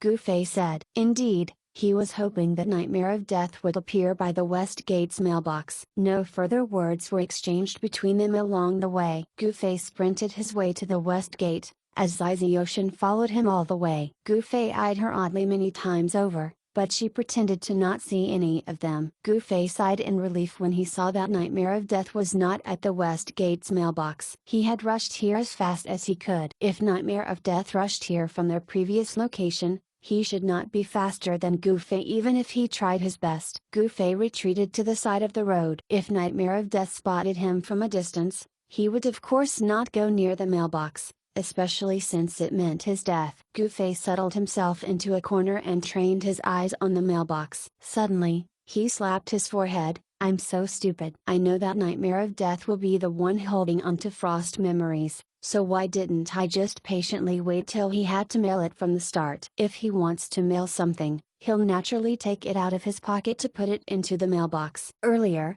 a bit of effort and skill would be enough to snatch that weapon back. Currently, Gufei was feeling very remorseful for that kick he had sent to Nightmare of Death upon their first meeting over at the North Gate's mailbox. This meant that he had not lost one but two great chances to retrieve Frost Memories from the thief. That method of retrieval could not be employed anymore. Back then, Nightmare of Death allowed Gufei to be beside him and acted very courteous toward Gufei as if he was a dear friend. Currently, Nightmare of Death would loudly squeal for help if Gufei so much as came within 50 meters of him. Stealing Frost Memories now when he took it out would be an impossible task. Gufei was so regretful that he wanted to smash his head to a wall. Why do you suddenly look so remorseful? Zizuyoshin asked. I'm such a dummy. Really? Gufei lamented. I agree. Zizuyoshin nodded her head. Gufei heaved a long sigh toward the heavens, finally asking Zizuyoshin, why are you following me? Anyway, if you want to help, I need to set down all the rules and restrictions to this matter, so you won't make the same mistake that Lili did. Who's here to help you? I'm here to mail something, Zizuyoshin replied mockingly. With that, she walked toward the mailbox. Gufei listlessly swept his gaze over her. Zizuyoshin got to the mailbox and turned her head back to look at Gufei. She saw that he was busy looking at the many nearby roads. Zizuyoshin smiled gaily as she reached into her dimensional pocket and took something out. She knocked her knuckles on the side of the mailbox to get his attention. I'm gonna mail it. Just mail it already. What are you yelling at me for? Gufei said as he threw her a glance before turning his attention back to the roads in the vicinity. It was then that his brain registered the familiar object in Zizuyoshin's hand. He did a double take. In her hand, a dagger was giving off a bluish-white glow. Gufei could identify what it was without the appraisal skill. He instantly darted over to her, and his hand tightly gripped Zizuyoshin's wrist. Why do you have it? Gufei demanded, his eyes turning cold. Why don't you make a guess? Zizuyoshin's smile was dazzling. Gufei did not say anything. Frost Memories was still in Nightmare of Death's possession when Gufei was chasing after him. Zizuyoshin could only acquire it sometime between Nightmare of Death taking a turning into that lane and her calling out to Gufei. Actually, you're right from the start, I'm indeed in cahoots with them, Zizuyoshin confessed. As the color of Gufei's face changed, she continued, but you missed one bit. I'm in cahoots with them, but I've a different intention. To mix into their gang in order to cheat off their top-grade equipment after gaining their trust? Gufei asked. More or less. I guess you can call it scamming the scammers, Zizuyoshin said with amusement. Gufei laughed. Seeing that his hand was still holding onto her wrist, he let go immediately. Aren't you afraid I'll send this away? Zizuyoshin dangled Frost Memories in front of his face. You won't show it to me if you intend to, Gufei remarked. I may have shown it to you, but that doesn't mean I'm returning it, Zizuyoshin teased. Gufei refused to humor her. Besides, it's not yours. I didn't get this from swindling your friend, too. Zizuyoshin did not stop. Gufei remained mum. What's wrong? Cat got your tongue? Zizuyoshin asked. Gufei was indeed speechless. Zizuyoshin was currently a third party that had obtained Frost Memories. He could not hold Zizuyoshin responsible for Nightmare of Death and Gang's despicable action of stealing that weapon. Moreover, the method she had used to obtain the dagger might not exactly be proper. But if she had gotten the dagger through the legal method of buying Frost Memories from Nightmare of Death, what should Gufei do? If this were in reality, one could say Frost Memories was a stolen item and any relevant transaction pertaining to it was invalid under the law. Right here, right now, in an online game, Gufei truly could not say the same. Ha ha ha ha ha. To think I'd see the day when you would be speechless. Zizuyoshin felt very pleased with herself. She offered Frost Memories to him hilt first. Here you go. Wah, a kind gesture? Gufei took it and examined it carefully. It was indeed Frost Memories. I'm only returning this because that guy's your friend, Ziziyoshin informed him cheekily. That's a lot of face you're giving me, Gufei smiled brightly. Well, I don't particularly hate you, Ziziyoshin reasoned. Gufei laughed. Also, it felt great to see you trip up Lai Lai. I don't really like that breath, either, Ziziyoshin said. Had you said it earlier, I would have brought her head over to you. Gufei was feeling particularly jovial now that his sorrow had faded away. While Lai Lai did not seem as hateful as before anymore, he figured it was fine to play along with Ziziyoshin. Seriously though, how did you get it? Gufei asked curiously. I swindled it back. Ziziyoshin put emphasis on the word swindled. I don't think you'll be interested to hear the process. Try me, Gufei urged her. As I've just said, I managed to get myself recruited into their gang. While I'm not an important member, I'm able to employ tricks on those people to make them misjudge my value, Ziziyoshin explained vaguely. What sort of tricks? Gufei pressed on. Ziziyoshin stared at him. Are you thinking of something impure right now? I'm actually not thinking of anything. I'm just curious, Gufei answered. Some tricks. Like acting like a big shot. Go ponder it more yourself. Ziziyoshin dismissed the question casually. Gufei nodded his head, so that's how it is. Apart from that, it's also because of your antics. You persistently hunted Nightmare of Death, yet he did not know why, Ziziyoshin said, bemused. We purposely deceived him. Otherwise, he'd definitely transfer the ownership of Frost Memories, Gufei explained. And that's exactly what I told him, Ziziyoshin giggled. Gufei found it absurd. That's all it took for him to pass Frost Memories on to you? Isn't it really simple? Logically speaking, it's very simple. The hard part is earning his trust, right? Gufei asked for confirmation. In his moment of crisis, I helped him resolve the problem. His trust in me naturally soared. It's human nature, Ziziyoshin elucidated. What problem did you help him solve? You failed to catch him, right? Ziziyoshin asked, smiling once more. You hit him? Gufei suddenly realized. I only reminded him that he's a thief, so he should know how to use stealth. Ziziyoshin elaborated further. Gufei nodded his head. He and Lai Lai attracted so much attention when they fought down that lane. After cruelly causing the beautiful lady to fall on her back, their squabble became more eye-catching. It was impossible for Gufei to discover Nightmare of Death, who was on stealth under a situation where many people were focusing their gazes onto him. Think you got the gist of it? Ziziyoshin asked, adding, anything else you want to say? Thank you. Gufei expressed his gratitude readily. Don't thank me, Ziziyoshin laughed daintily. There will still be times when you'll hate me. Is that so? Of course. Ziziyoshin confidently nodded her head. Chapter 110, What a coincidence. Alright. There's nothing else now, so I'm taking my leave, Ziziyoshin said. Since you've swindled Frost Memories away from them, they'd probably take their revenge on you. It might be best if you stick to me, Gufei offered. Don't worry about that. I have my ways. Ziziyoshin flashed him a smile before turning around and leaving. Gufei stood rooted to the ground for a moment or two. There will still be times when you'll hate me. This statement of Ziziyoshin echoed in his ears repeatedly. He somewhat understood what she meant by it. Although she aided Gufei this time, Ziziyoshin was still a swindler through and through. If Gufei was troubled by her swindling ways in the future, he might end up hating her. Nonetheless, it seemed that he had been very unjust to her. When Ziziyoshin stole Sword Demon's Frost Memories, he was very outraged by her actions. Now that she swindled Frost Memories back from that gang, he was singing a different tune. The words Ziziyoshin had said were very clear. Sword Demon could only get Frost Memories back because he was Gufei's friend. In other words, if that top-grade equipment belonged to another player, she would pocket it without a second thought. If that had been the case, what would I have done? Gufei was at a loss. As he was pondering on this issue, a message came through the mercenary channel. What's everyone's status? It was from young Master Han. Great, Gufei answered. What do you mean? Young Master Han asked. We can call it a day now, Gufei said.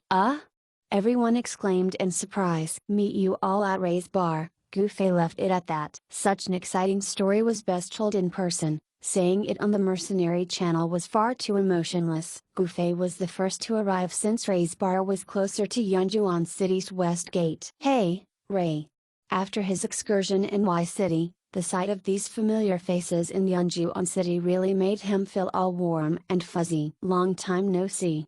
Ray smilingly greeted Gufei. Since this was an online game, there were a few routines very different from reality. An example was the in-game taverns. The same person could visit a tavern to drink liquor several times in just a day. Thus, if a player did not visit a tavern for even once in a day, he or she could be considered as a long time no-see patron. "How's business lately?"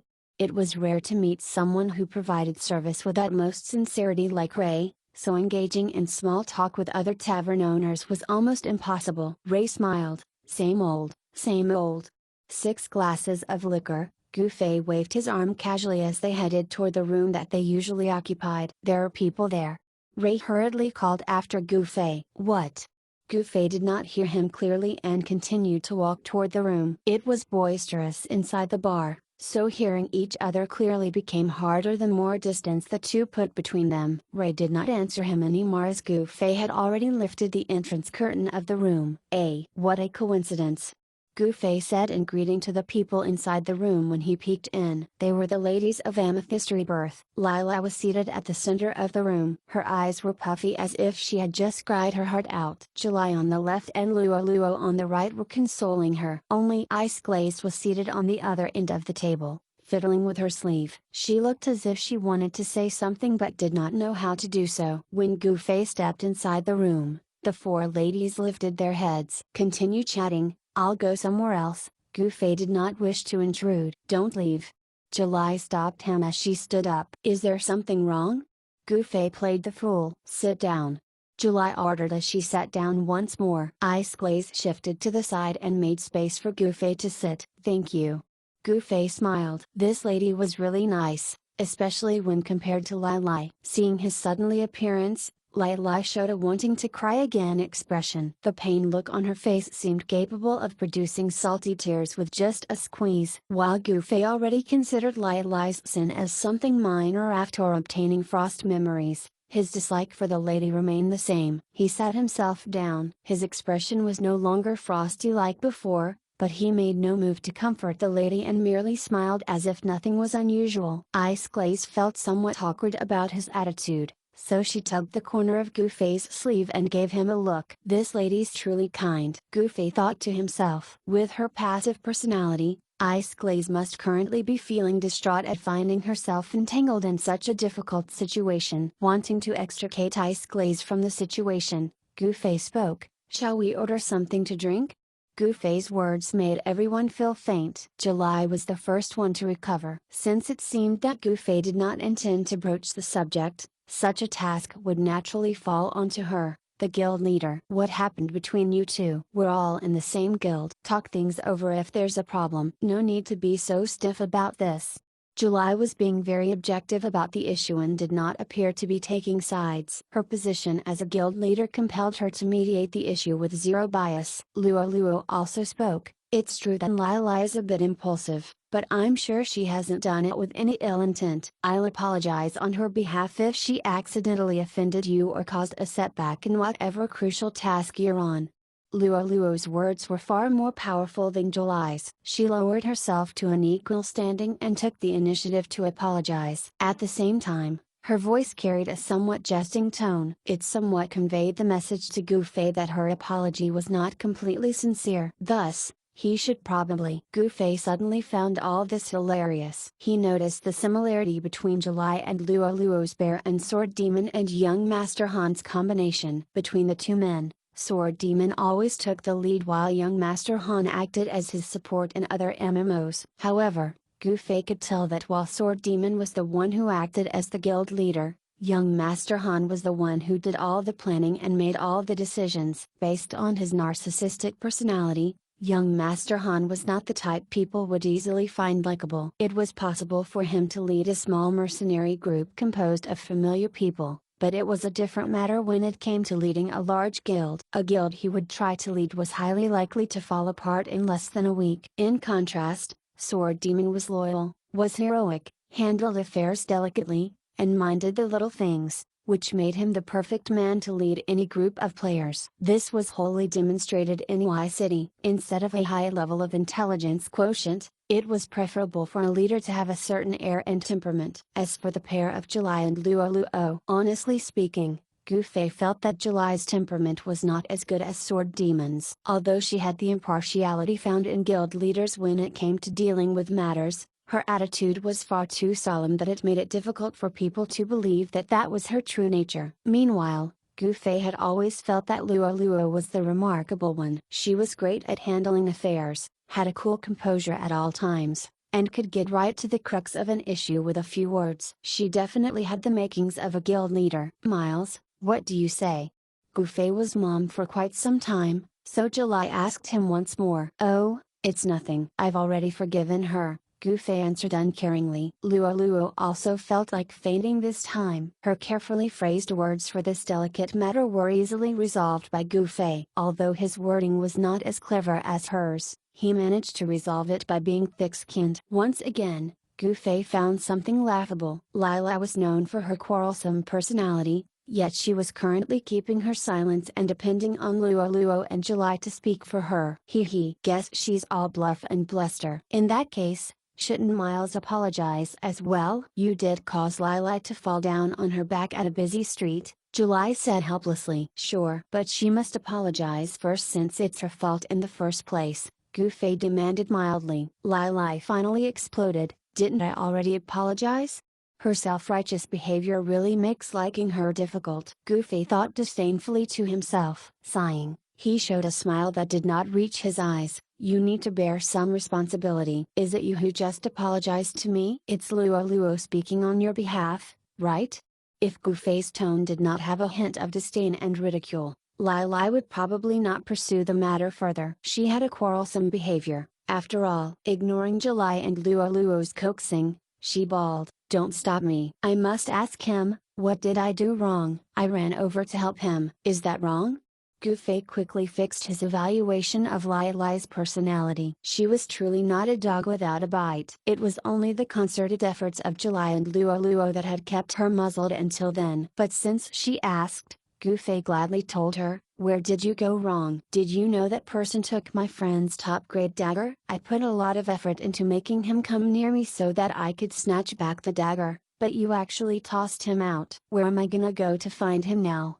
Since he had gotten Frost memories back, Gu Fei's tone was not very forceful. Nonetheless, his empty words still left Lila speechless. July, Luo, and Lila had once witnessed Gu Fei disarming and taking No Smile's dagger, so they knew he was truly capable of doing it. Therefore, his opportunity to reclaim that weapon from Nightmare of Death more or less made sense. I didn't know. Lila's indignation disappeared, sputtering as she tried to explain away her mistake. She's pretty cute if she isn't so arrogant and self-righteous, Gu Fei thought to himself, noting the deflated look on Lila's face now that she knew her mistake. Miles, where's that dagger now? July asked. I don't know, Gu Fei answered. Naturally, he was not going to tell them he had gotten Frost memories back. The weapon was swindled back by Xiaoxian. He did not know if she had other plans in mind over the equipment looting gang. Casually revealing the dagger's whereabouts like this might invite trouble to her. If that's the case, I'll pay back what Lila owes to your friend, July declared. Everyone was shocked. Any equipment, once it was deemed as top grade, would cost thousands of gold coins. Gu Fei finally understood where July's elan to be the guild leader came from. Just as he was about to say something, another person lifted the entrance curtain of the room. You? Luo and the newcomer asked the same thing at the same time. The newcomer was young Master Han,